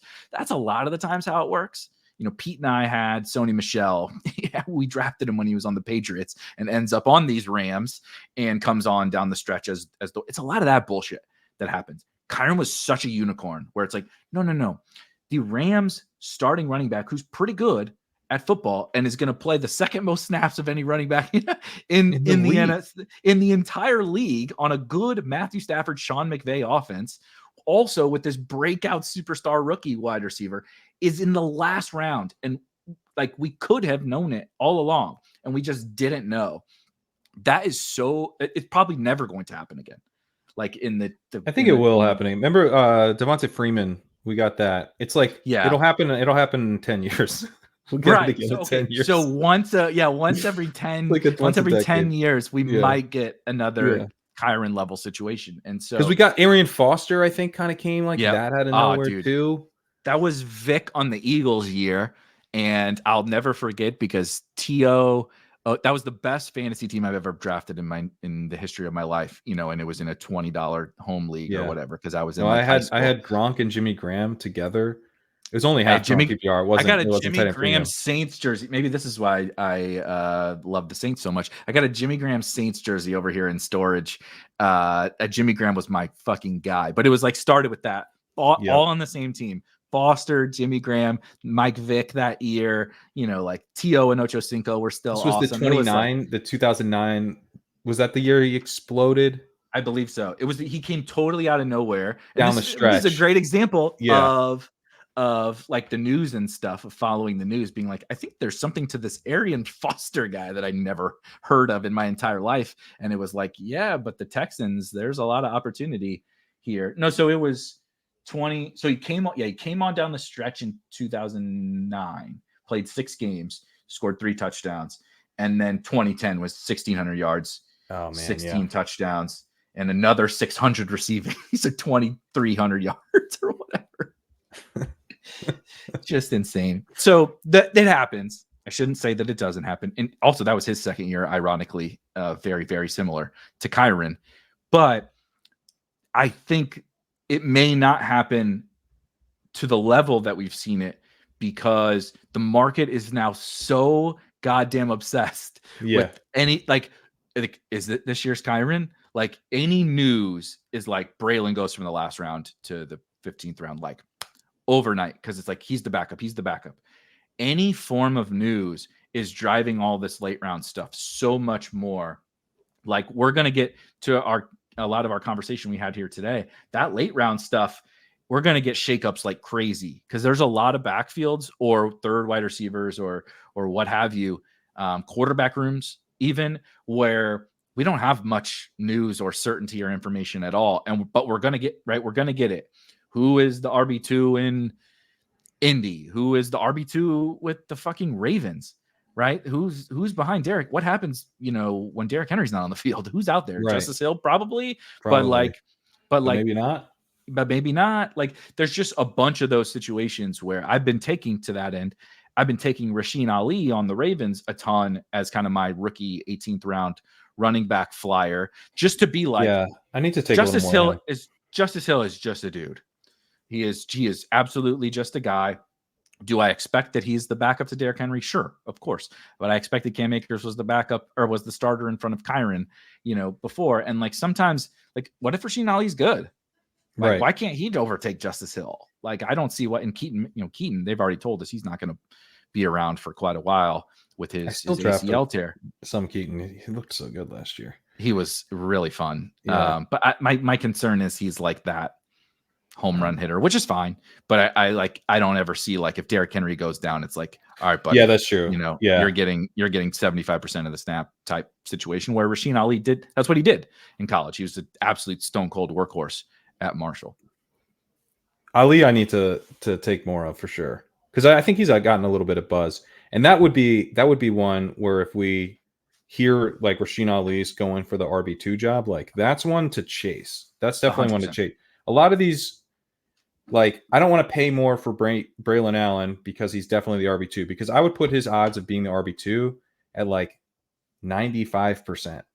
Like, Izzy's getting cut, and so I don't know, maybe 90%. Maybe there's a 10% chance that it's Isaiah Davis overtakes him in camp, something like that. But he was like immediately locked in. They were talking up his pass catching, which isn't even, he does particularly well. Like, he was drafted higher.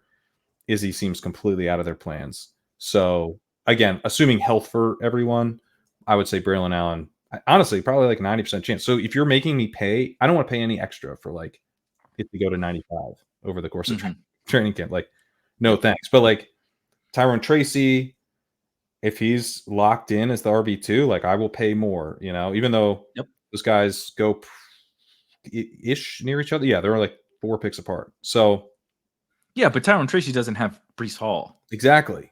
He's got to pass Devin Singletary over the course of the season, which is like plausible. Vidal, I could see. I'm actually trying to take Vidal now, even though I don't love the uncertainty so much. Yeah. What are you doing? Are you attacking it?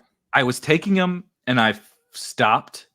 Partially he goes right next to, now, just using Underdog, 2 guys who I'm trying to take a bunch of, not necessarily like for this news reason, but I just think they're kind of bad prices given the running backs that go around him. Algier goes, I think, after Vidal, and then Chuba as well. So like it's like, I really like Jonathan Brooks, but if I really like Jonathan, the running backs are my way. I really like playing the Carolina, like, Canales impact type thing, is like those 2 running backs. I can tell myself the story of Chuba is a contingent bet behind Brooks, and he is a potential early season helpful, especially when you draft a lot of zero running back. I can tell myself that story. And then Algier, I'll be honest with you, I can't understand the price at all.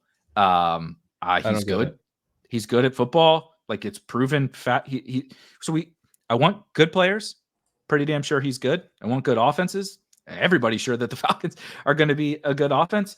And I want clear and defined, like, you are the contingent bet, right? I know without a shadow of a doubt, if something happens to Bijan Robinson, I want all the Algier on my teams. I got all of those things with him. And we're like, Blake Corum, come on down to pick 110, but Tyler Algier at pick 160. Like, I can't figure it out. So, like, Vidal really has been a little bit of a prisoner. He's kind of fallen behind those guys. Just, it's not really his fault. No, and I'm even now with Vidal. He's risky. He's so risky, and I'm ahead on Algier. I think Algier is one of the best picks in that range for sure. Ty Chandler is another guy. Yes, where I feel like you're getting. It's almost the Algier bet, but you get the, like, what if Aaron Jones drops off? What if he pulls a hammy? What if what if Ty Chandler, who they like, just is really good in his second season, and he's like 10 picks ahead of Vidal.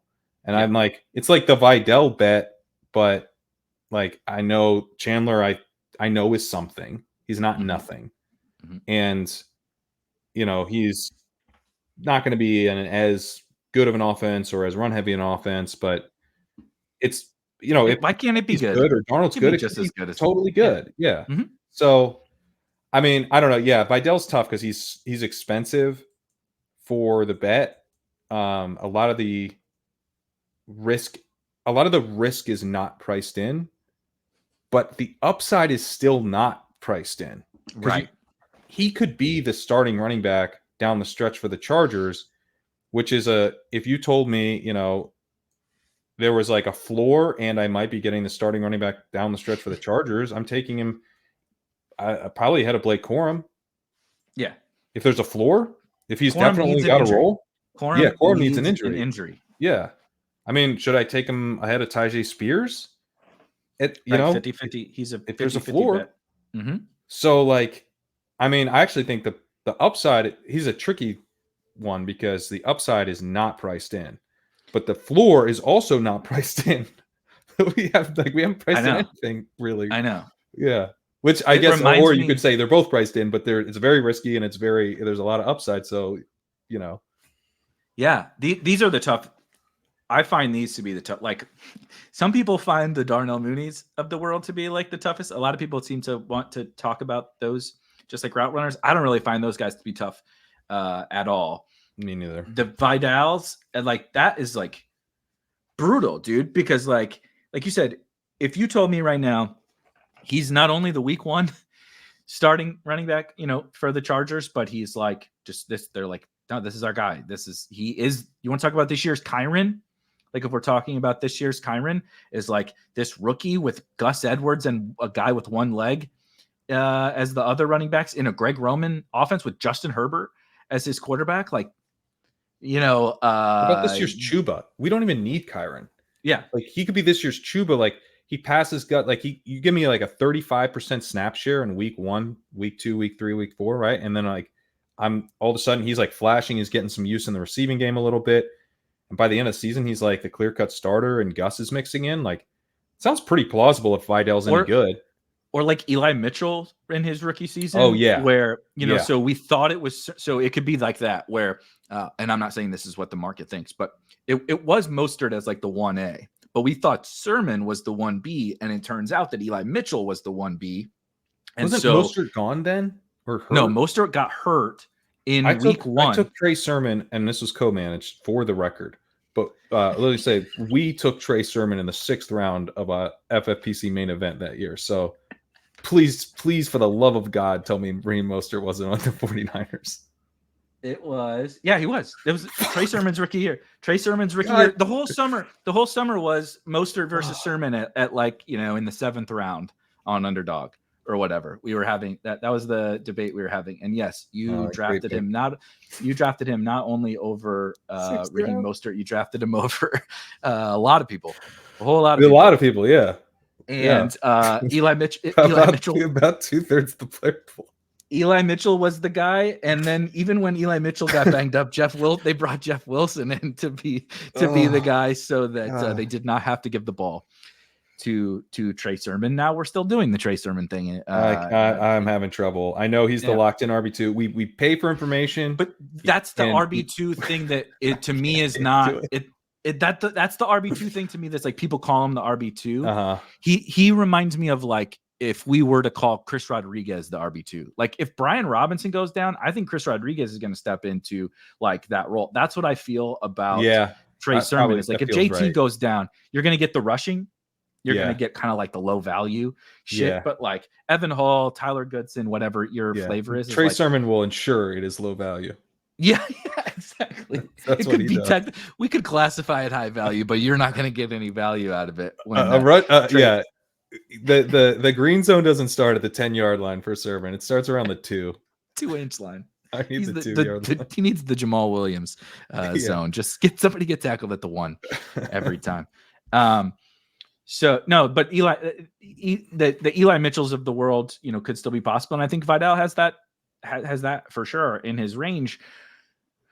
But boy, that's a good comp. We don't get the but like Eli Mitchell went undrafted. 100%.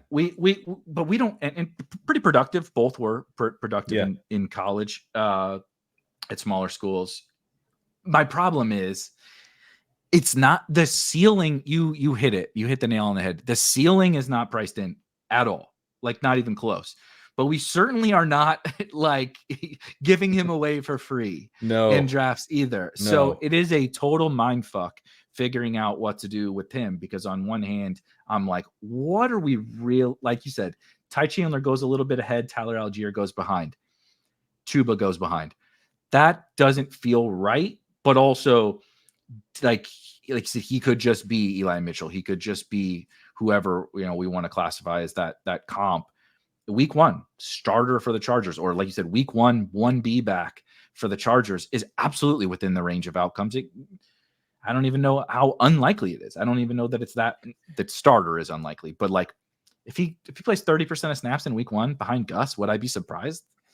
Not at all. Yeah. I mean, okay. Let's say, so here's how I think this goes bad. The easiest way for it to go bad is J.K. Dobbins surprises us and is more healthy than we think. Yeah. And he's the RB3 in kind of a Chris Rodriguez way. He's actually the Chris Rodriguez and doesn't really do anything all year. That's one way it goes bad. Another way it goes bad is that Vidal, who again, and again, not on this show, but just every show that I've done to this point, the Chargers beats don't really talk about him. And that's because he's not very good. And so maybe he's the Roman Wilson of running backs. Maybe we're all expecting him to be something. The team doesn't even know who the fuck he is. He has to put you ever watch camp where the rookies got to put the tape on there? It's like if anybody played college football, you show up and there's fucking 125 dudes out there. And so everybody has their name on their helmet because the coaches don't know who any of you idiots are. But like in the NFL, there's not that many guys. And if you're a priority, you kind of know who the dude is. Vidal and Roman Wilson definitely got the tape. That's definitely news. If I see tape on a helmet, I'm dropping him in the ranks. That's a promise. Yeah, there's only 75 or 90 guys out there or whatever, and there's only 4 running backs, and the running back coach doesn't know who he is. Oh, God. Oh, shit. That's funny. He's like, hey, that is a concern. Hey, man. It's a pretty big concern. Hey, bud, could you just do this drill? I gotta figure out how the fuck this guy is. Hold that dummy. Hold that dummy while JK does his rehab, please. JK's got to learn how to cut, and you need to go stand there with the dummy. Oh, man. Oh, shit. That's funny. The other way it could go bad is even if Dobbins doesn't make the team, like, if he's not good, like he could split with Spiller, Remember Josh Kelly You know, like being the RB2 doesn't always mean anything. You know, like sometimes it's like, so we still do need him to be good, but it's just the situation is so appealing. You know, if it's like, man, if this dude's good, he could really just run with it. And I do think generally we want to attack those. It's very uncertain. Vidal's the most uncertain version of it. But this is how you find James Robinson. You know, that was another. He wasn't in the underdog player pool, I believe, that year. So no, he was not. Yeah. So in a sense, you know, Kyren feels so rare because he was in the player pool and did it. Yeah, the last we actually have. I shouldn't call him a unicorn because, like I said, it happens even more. We're finding out even more frequently than every 10 years. It's just sometimes they're so obscure. They're so obscure that the third party providers don't have them. So I mean, pool. Yeah, and so Robinson was very uncertain. You know, an undrafted free agent. We also had Philip Lindsay as a UDFA come in and start for the Broncos that year. So, you know, we do get these guys. And I think if there's at least some floor, and it does look like he's likely to make the roster and be the RB3. And then J.K. Dobbins is coming off this injury. So he looks like decently safe as the RB2, although the safety is not what it entices me here. It's the upside. Yeah.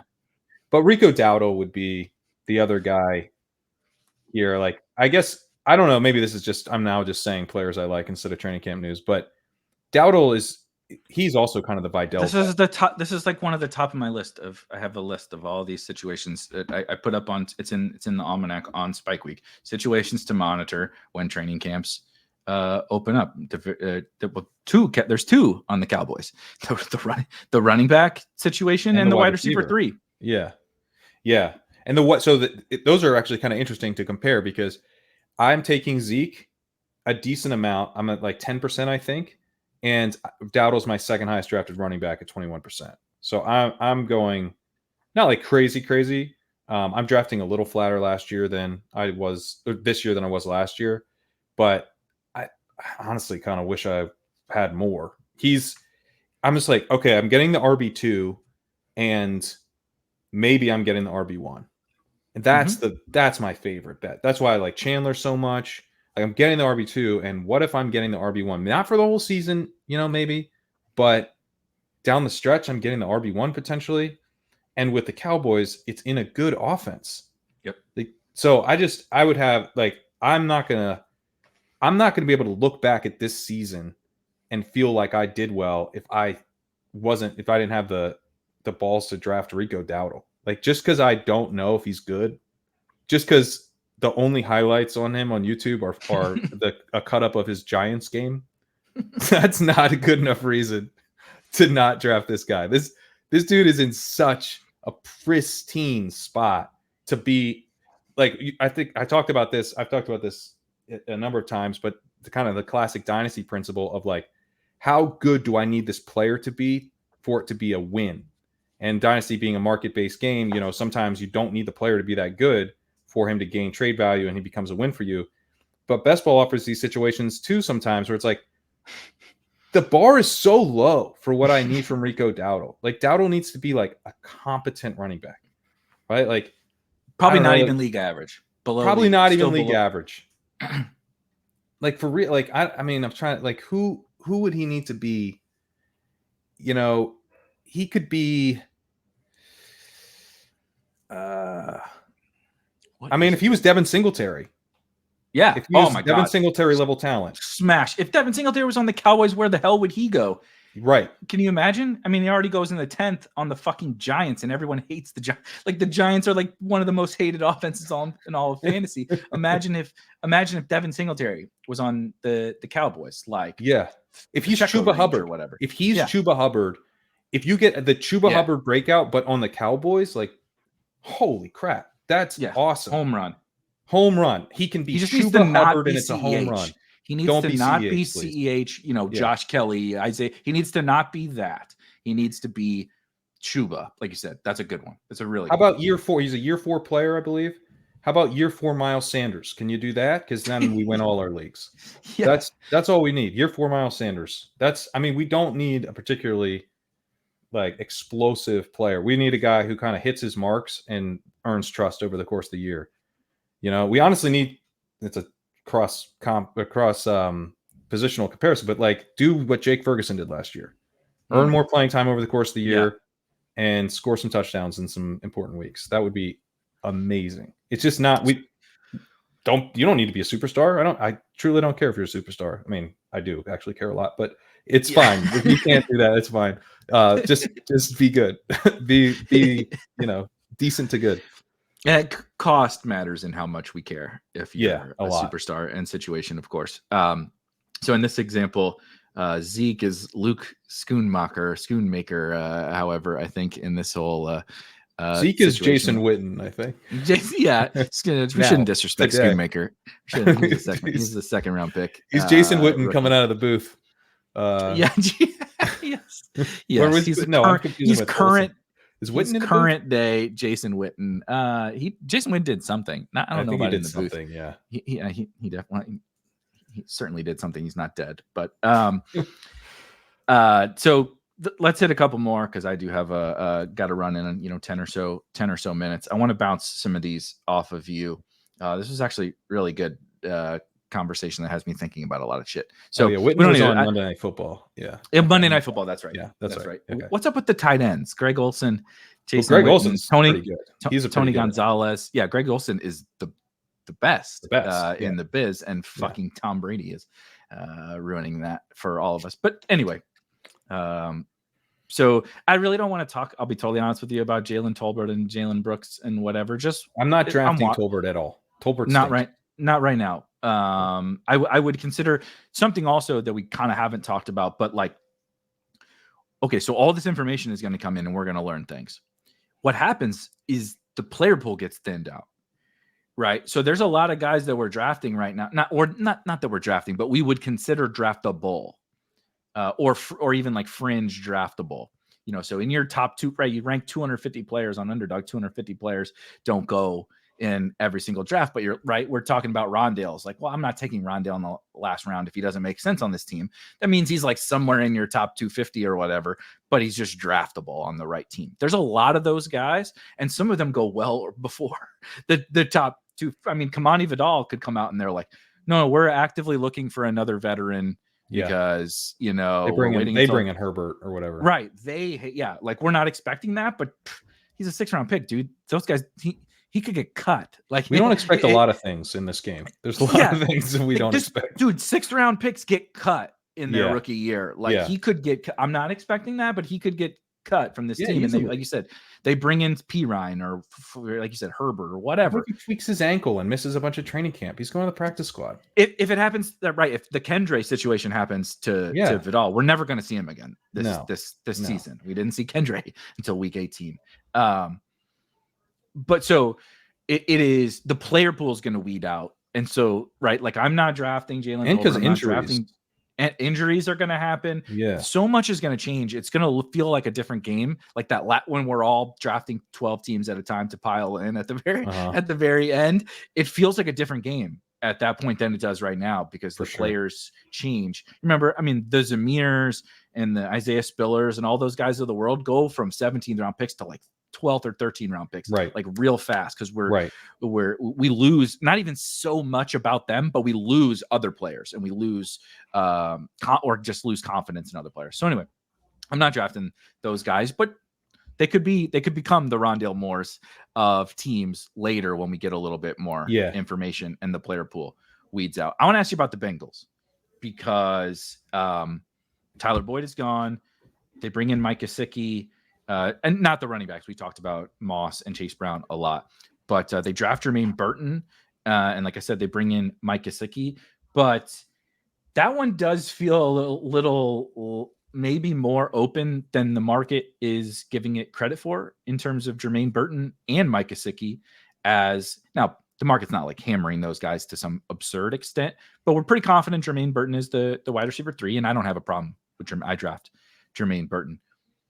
But they did draft Andre Yoshivas and Charlie Jones last year as well. By all accounts, Jermaine Burton is not the nicest guy anyone has ever met from everything that I've read. did bounce around in college, and he was like fine, fun, big play threat at Alabama. But also, not just bounced around, but like seemed to have issues with the teams and correct. left. And I think because Brugler talked about how he like went to like 4 different schools in 6 years or something like I think he bounced, or maybe it was even more than schools than that, but it dates back to high school was what I was. Yeah, it must date back to high school. And I think he was a better recruit than now. He ended up at Georgia and Alabama, so clearly it didn't like hold him back. But I think he was a bigger recruit, and his issues, just a blanket term of issues. We don't need to dive into it, but like he has had a weird checkered history that is now kind of public information. And I struggle with the intangibles in best ball sometimes like that. But I think it's at least notable given the fact that they drafted 2 wide receivers last year. Yoshi is already getting a little bit of hype and did come on like somewhat last year, just in terms of like earning a role. He caught some touchdowns. But he's like a unique guy who I kind of liked last year. Coming out of the Ivy League, very rare, but he's big. He's a really good athlete, and he did like show something last year. Charlie Jones didn't really, so he's not so much in the conversation for me here. But like, I'm actually mixing in. I wasn't originally mixing in some Yoshi in like the last round of some of these drafts, especially like you get a time box tournament. So we got puppy just today or yesterday, some new puppy tournaments launched on Underdog. I like to mix some of these guys in specifically in these tournaments before maybe we get news in a week. And it's like, oh, no, Jermaine Burton is not running with the ones. Yoshi is running with the ones. And you're like, the wide receiver 3 on the Bengals is never drafted. Like I'm in on that situation. So what do you just think about the Bengals? Gesicki is I talk about not seeing him. I don't see Mike Gesicki in my player queue, but the Bengals are an interesting one because we really know the running back thing, and we know Jamar Chase and T. Higgins, but we've been searching for something else here, and Tyler Boyd's been draftable, of course, for years. What are you doing with these guys, or what do you think about these guys in terms of like how you're going to draft moving forward? Yeah, I've drafted. I'm like, decently, pretty much even with the field on a lot of these guys. I've got my Chase. I'm even with the field on Higgins. I'm just below even with the field on Burton. Little light, like 6% on Burrow, nothing crazy. I have 4% Gesicki. I was intrigued by him to some extent because they need a slot, like what they need to fill, and not just a slot, but like because the alignment doesn't always matter so much, but like where they could use a guy who can get open like 8 yards downfield or whatever. Well, you have positions. So like, I don't mean to cut you off, but it just reminded me, like one of my big sticklers is it's like the running back Madden thing that we talked about before is people speak about like slot rate. They'll cite like, oh, so-and-so played. So I've seen it with like Zay Jones. People are like, well, Zay Jones played 30% in the slot. It's like, yeah, because functionally offenses, like you move guys around, like where you align will move around on a based upon what the play call is and what the formation is. Also, formations aren't like a magnetic thing that like you take and it snaps to that same spot every time. Like if there's like a trips formation and 3 guys are off to one side, then one guy will have been wouldn't 2 players be in the slot there on that side and one guy's on the outside. So you're not it's not like as clean as outside slot, right? And sometimes the tight end is it's outside slot receiver, and the tight end is detached. He's also a slot. That's a slot route for the tight end. So the slot stuff is also, it's not, it doesn't mean that like that spot that you think of from the Madden single back formation or the slot receiver, 11 personnel, right? Yep. Tight end in line, that's the slot receiver. There's a Z, there's a Y. It's not, there's a lot of different formations. But Z, why NFL team, everybody does things differently. Everybody calls things different in football, which is a really fucking stupid thing that we do in football. Is every coach comes in, right? You get a new OC, everybody has new terminology. We call it the same fucking position. We call it different things. We call the same routes different things. A lot of teams use numbering systems. The numbers will be different. It's like so stupid. But to that point, there are positions and there are alignments. slot is not a position. No one like the coaches aren't like, okay, here's an X and here's a Z and here's a slot. Like that's not how you have positions, and the positions based upon the formation will move around. Now, of course, the Right. Be certain more positions, the F, right? F for the yeah, Y would yeah, be the tight end. FYH, right? Like when you hear Yeah. H back types of things, there's a reason why that became a kind of a catchphrase for a little while. But like Greg Dortch plays a position in which I don't know what Arizona calls it, but plays a position in which he aligns in the slot. You know why? Because that's what his skill set is. He doesn't move around a ton because he's 5'7", 175 pounds. It doesn't make a lot of sense for him to line up there. But Jamar Chase can move around and line up in the slot depending upon the formation. And on that given route or on that given play, and does on that given play, someone else will line up on the outside. But so anyway, sorry, it's a thing for me. So like when you were saying they need something in the slot, it's absolutely true. But someone might say, think about it in that Madden-esque way where it's like Chase is always here, and now the Eagles do line up that way. Okay, right. So like there are some teams who do this, so they're kind of bucking my idea. But anyway, but 23.5% of Jamar Chase's snaps came in the slot last year, which is decently high for kind of a true number one receiver.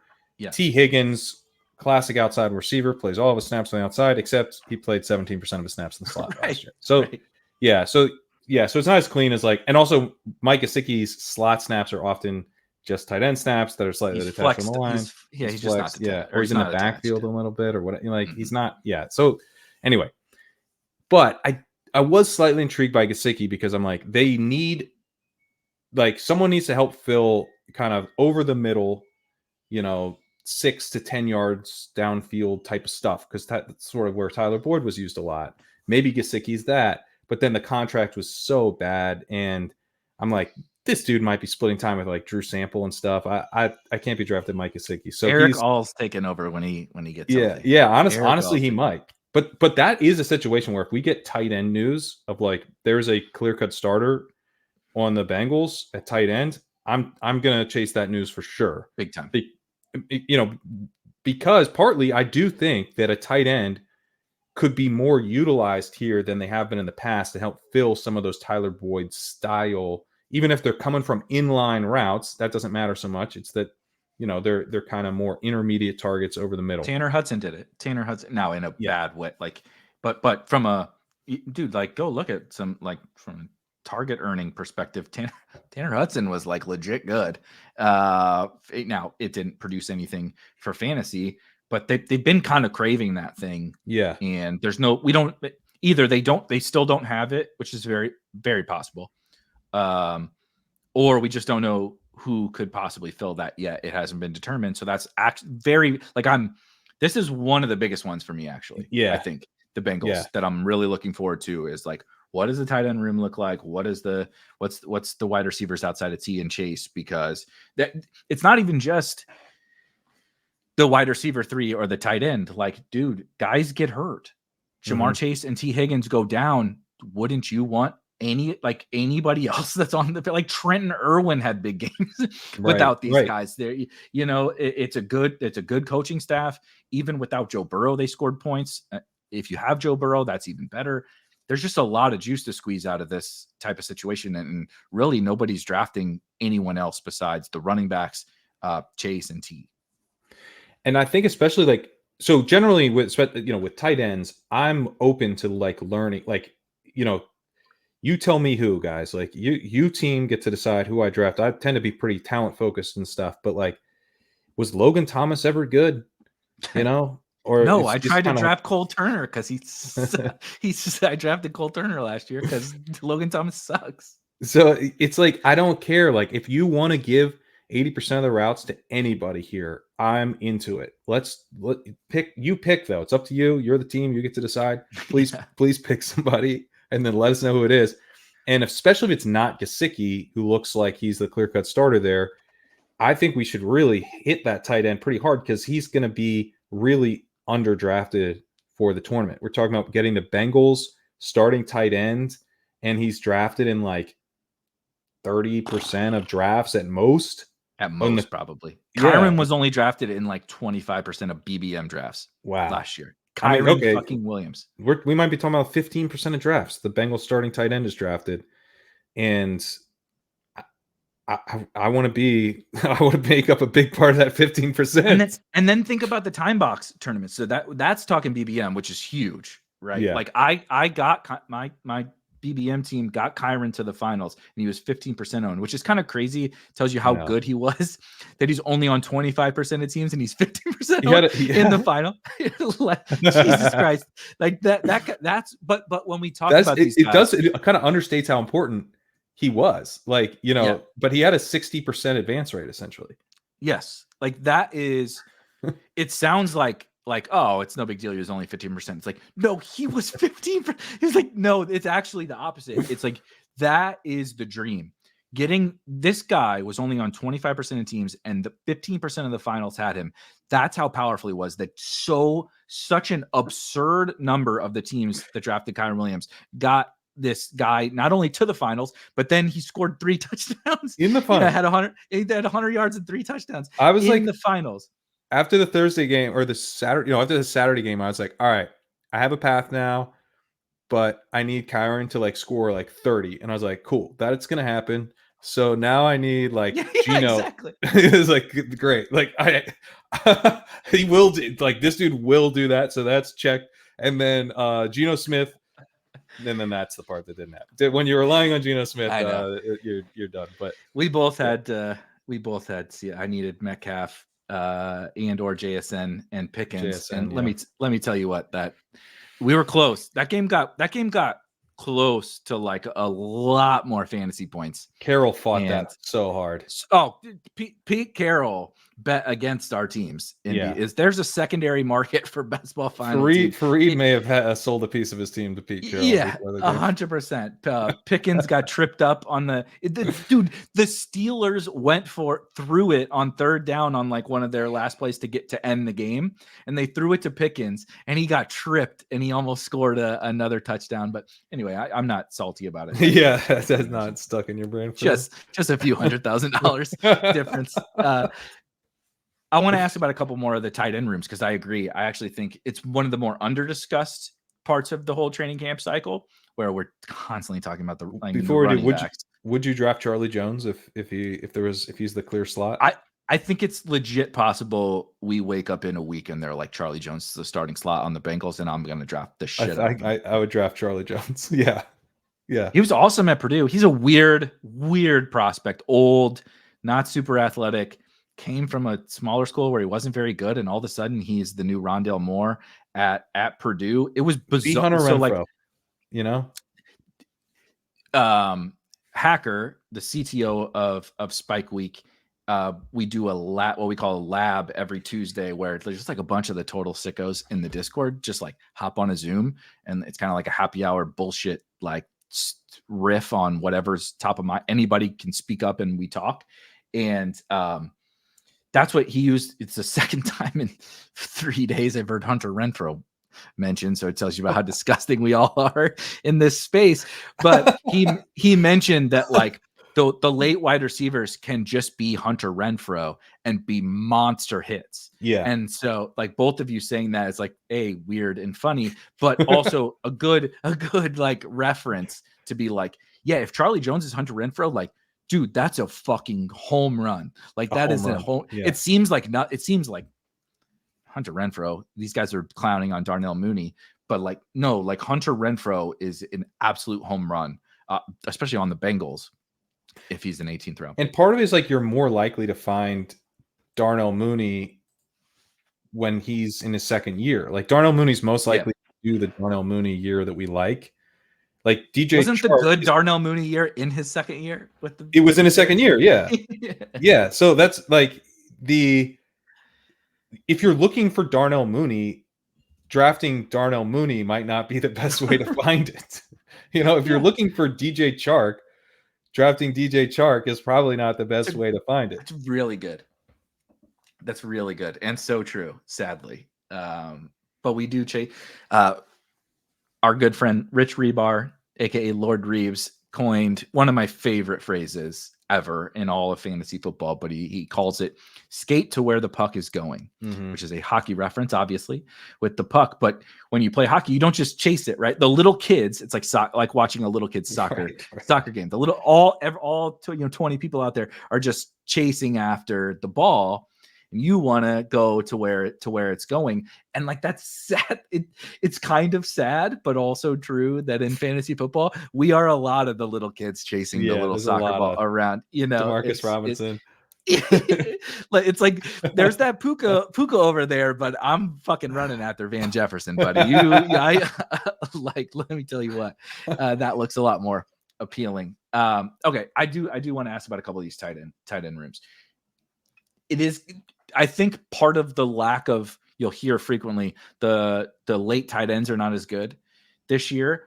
Feels a little bit like we're not really sure about some of the tight end rooms, and it could be better, but there's just like several of the Bengals are one of them where like, who the hell is the tight end? Last year we had a little more clarity. We just didn't know how good those guys were.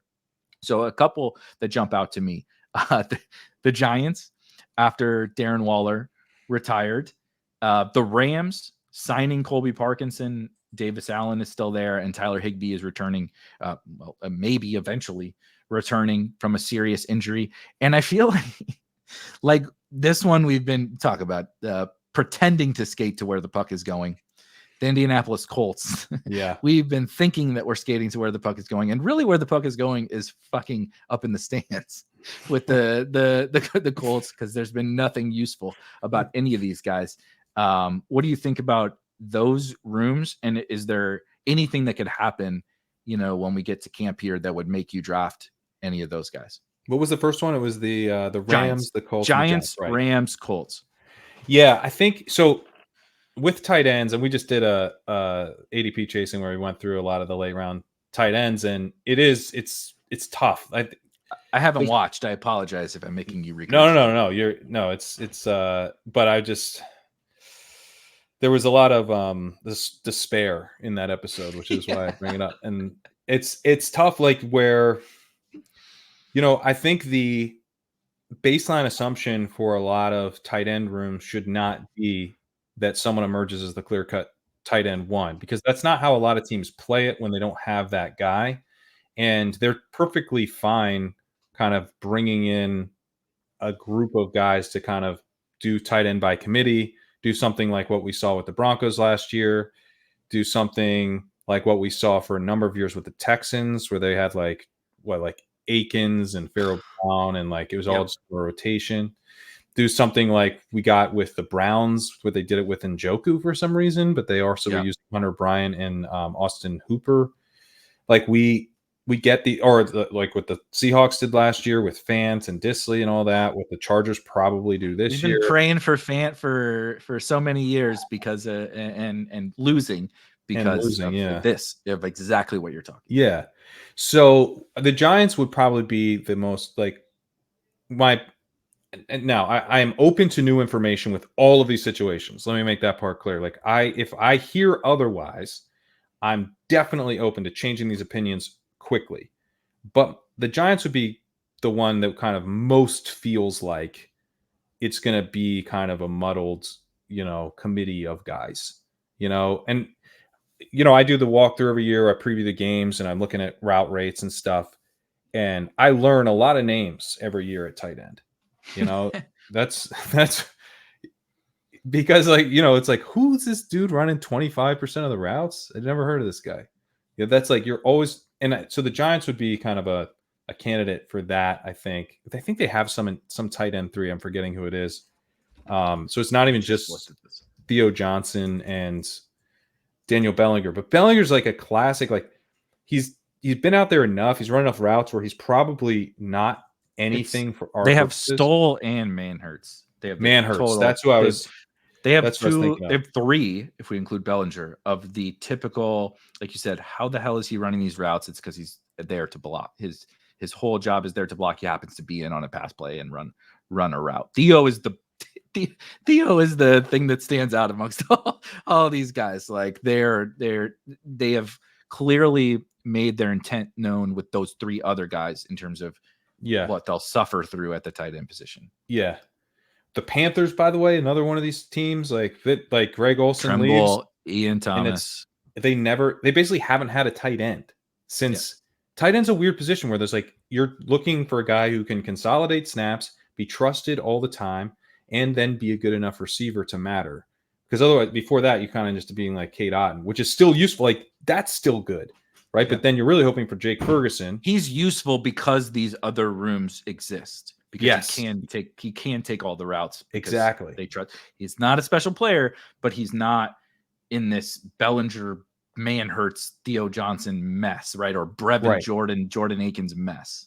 Exactly. And like, that's how, like, why was Logan Thomas a hit? Because he consolidated routes and actually brought a little to the table as a receiver. That's, and then like Jake Ferguson's kind of in that mold. Hopefully Ferguson has more staying power.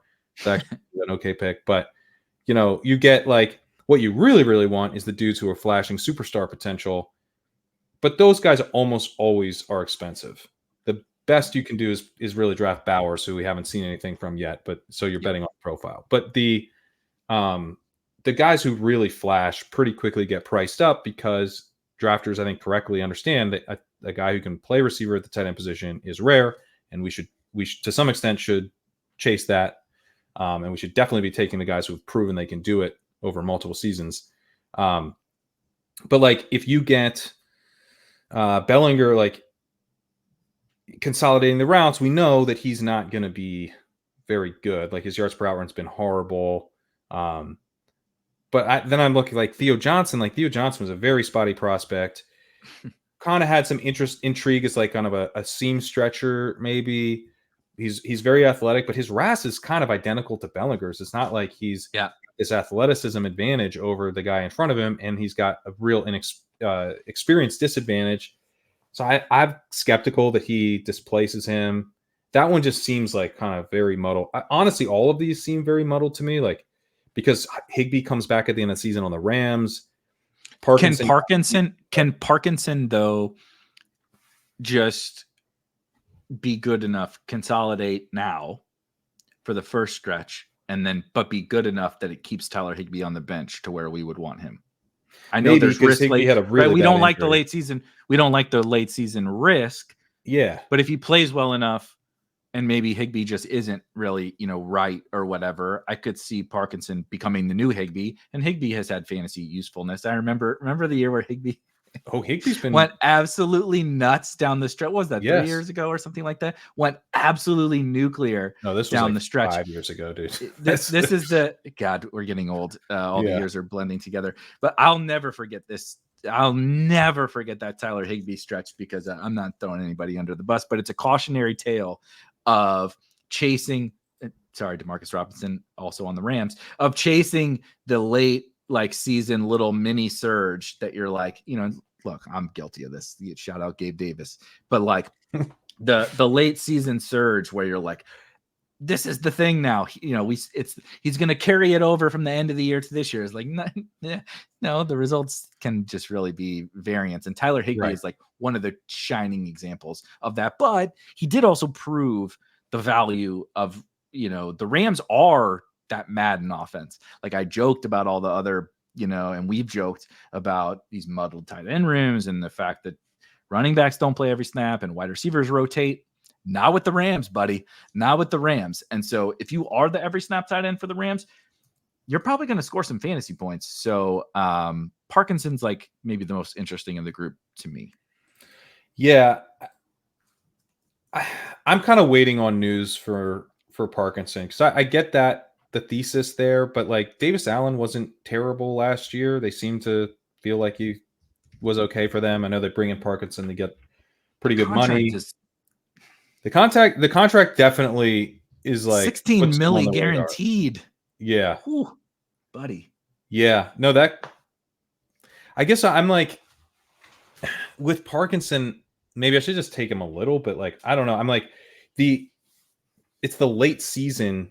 If there's risk of him, like, don't you kind of need Parkinson to be good?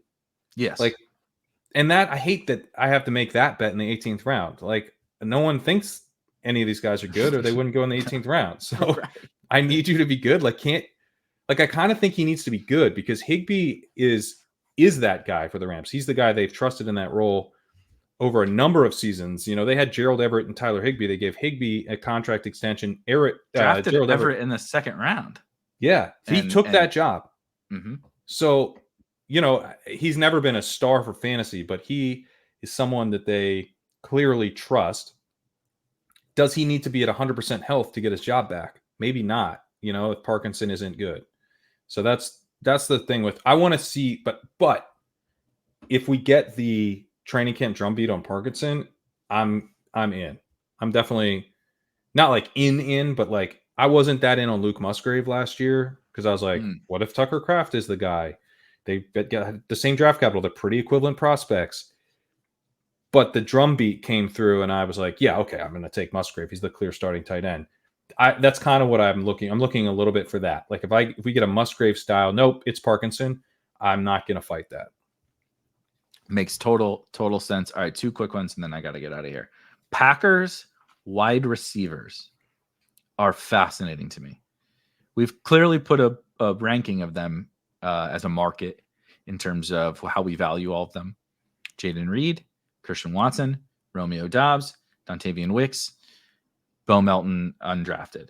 But if you're following the news, other than the fact that Christian Watson, learned how to run with 2 hamstrings this offseason, there's not a lot in terms of, like a pecking order type situation. I'm not saying that there should be either, but we're pretty confident in it based on last year's results. And to varying degrees, I like all of these guys. Is there anything that could happen in this camp to make you not necessarily change, but like attack the Packers wide receiver room in a particular way? Like other than Bo Melton is a starter, which of course he's going in the last round, and that would make him not a last round pick anymore. But like, that's probably not reasonable. Although we have already gotten news that like Bo Melton's mixing in with the ones or whatever. But like, but that speaks to how chaotic it's like. I think they have 5 good wide receivers on one NFL team, but I don't think they have any superstars. So like, is there anything that they could tell us other than just trusting your evaluations of them that would make you change how you draft the Packers wide receivers? I guess if Watson was like they were like, no, he's like the locked in, he's the top option when healthy. I would definitely move the needle for me a little bit because, although I don't know, he seems fairly efficiently priced, even if we get, so he's in the 60s now. He's in the 60s. So I'm not, it's almost like we're expecting that. I guess if we heard Jaden Reed is like not locked in. Yeah. So maybe like he's rotating out a lot. We should push him down. Right. Yeah. He's losing because they want to play more Wicks and Melton. It's not Watson and Dobbs. It's actually Reed. Reed is more of this, like, we want to get the ball in your hands, but you're really going to play like 50% of the snaps type situation. And we're drafting him 50th overall. That's Elijah Moore year 2 type of miss. That's a bad one. Yeah. So I just scared myself shitless as a Jaden Reed drafter, having probably not great that I haven't thought that through. Too, man. I'm drafting him too. So that's scary. That's really scary. I mean, the Elijah Moore comp is going to be hard to get out of my brain. I'm at 8%. I'm not like smashing, but it's shit. I think Tucker Kraft not really participating in training camp because he has his torn pectoral. Maybe that would make Musgrave even more of a target. I already think he's a pretty decent target. I'm even with the field on him. I don't know. I mean, look, here's why I'm struggling. I think Romeo Doubs is, if one of these guys is probably like, if we look back and say like, wow, we just completely mispriced this guy, I would say it's either Watson or Doubs, because Watson had that talent that he flashed year 1. He struggled with injuries. He's healthy year 2.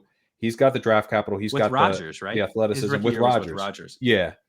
But he's got this guy could be a star profile. The draft capital, the athleticism, the year 1 flashes. we're kind of like, he's not a star because he had a bad year too, but he struggled through injuries. He stays healthy. Oh, he actually is a star. Watson could definitely smash ADP. It's harder for Reed to smash ADP because he goes so much higher.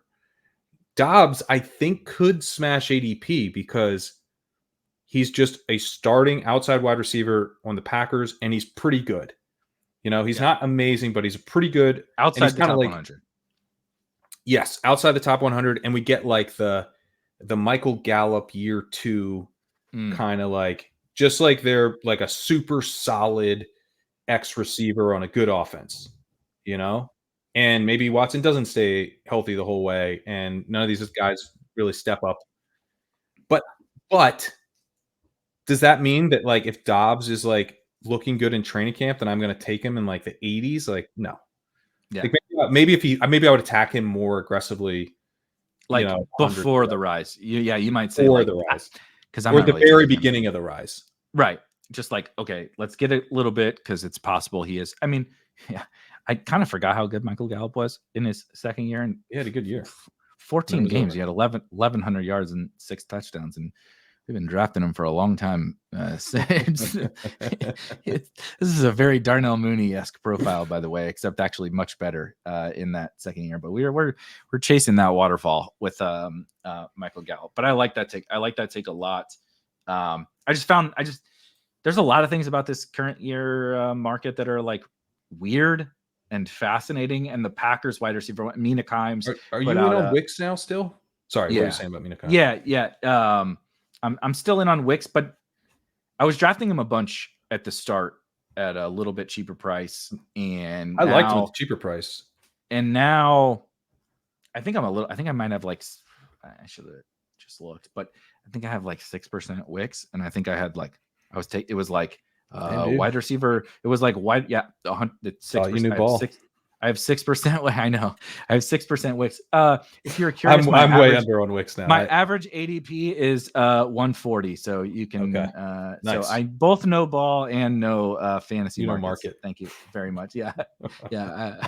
I'm what's the crypto guy? I'm Davey day trader and ball knower at the same time. But it's just like the price rise into the range where structurally there's so many running backs that I'm taking. My teams need those running backs, and I've actually pivoted a little bit to Bo Melton at the end if I'm Packersing. I need that would be fun if we could get Bo Melton. That honestly, that's probably the biggest. He's a good pick. I think he's a good pick. He can provide some standalone value, like he did last year. He had like a 25-point fantasy game with everybody else healthy last year on the Packers. He was playing like most of the snaps or a bunch of the snaps in a playoff game, in a fucking playoff game, and like he's kind of good. Like he's definitely athletic. We know he's athletic, and like I think he's kind of good, and so he could be that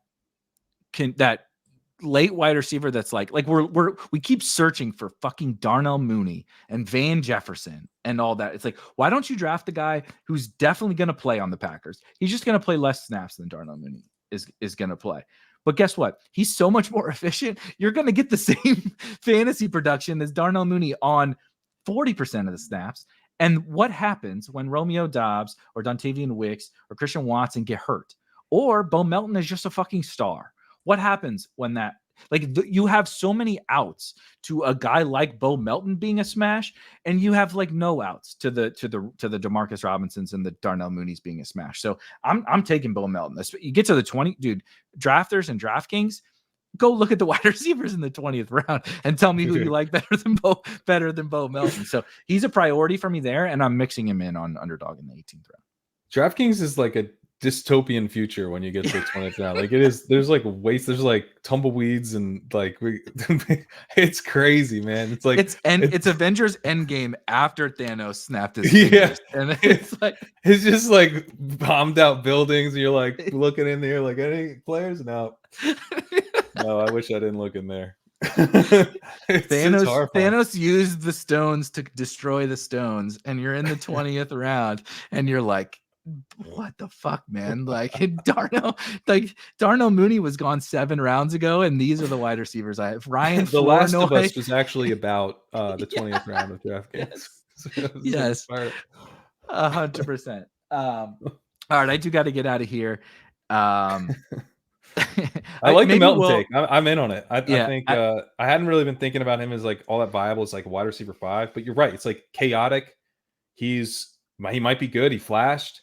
He's entering his 2nd season. And like, what if we get training camp news on him? So I might mix him in now. I will mix him in now. And then, damn, dude, that would be the one where we get the training camp buzz. Yeah, you're like, Bo Melton's a starter. Like I mean, it's a low probability outcome. Yeah, but it's not likely. Those are the guys. It's like we always talk about contingent value and talent-based bets and all that kind of stuff at other positions, running backs, tight ends, and with rookies and young players. And Bo Melton's like 24 or 25 or something. He's kind of had a weird, start to his career. It was Seattle, 7th round pick with Seattle, and then comes over to the Packers and like doesn't play, and then like poof, all of a sudden he's running 50% of the routes with the Packers in the middle of the season. I know Christian Watson had his deals, but Watson came back and Melton kept playing. And then this in OTAs and minicamp, it was like, no, Melton's mixing in with the ones, dude. Like we like him. He's good.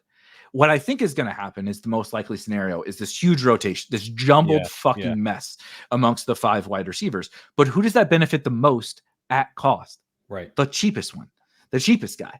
And so I'm definitely going to get overweight. Bo Melton is a big part of my plan. I like it. Like just look at the 18th round wide receiver. You need a wide receiver. It's rough. I can tell myself a story that he's just good. And it's hard. It's hard to find that in the 18th round. I mean, we're taking Darnell Mooney in the 140s. You can only imagine how bad it gets by the time you get to pick 220.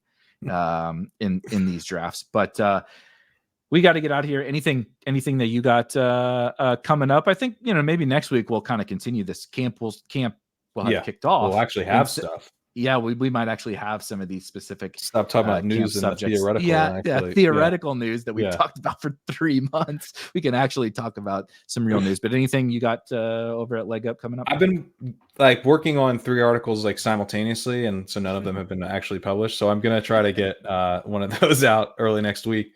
Is my goal. Couple articles up on the site, and somewhat recently. The Sacrilegious had an article about week 16 correlation versus week 17 correlation, which I thought was interesting. He used a toy game to help illustrate why week 17 correlation is still more important because of kind of what it actually does. It's not just as clean as a do better lever. And Daniel Raz, we believe on this pod, I've already talked about that article, but that if you hadn't checked out Daniel Raz's article on wide receiver avalanche, highly recommend that. And if you want to check out our dynamic best ball rankings tool, that's legendaryupside.com/sidekick. And you can get 40% off. If you're 2 hours into this, you might be interested in this offer.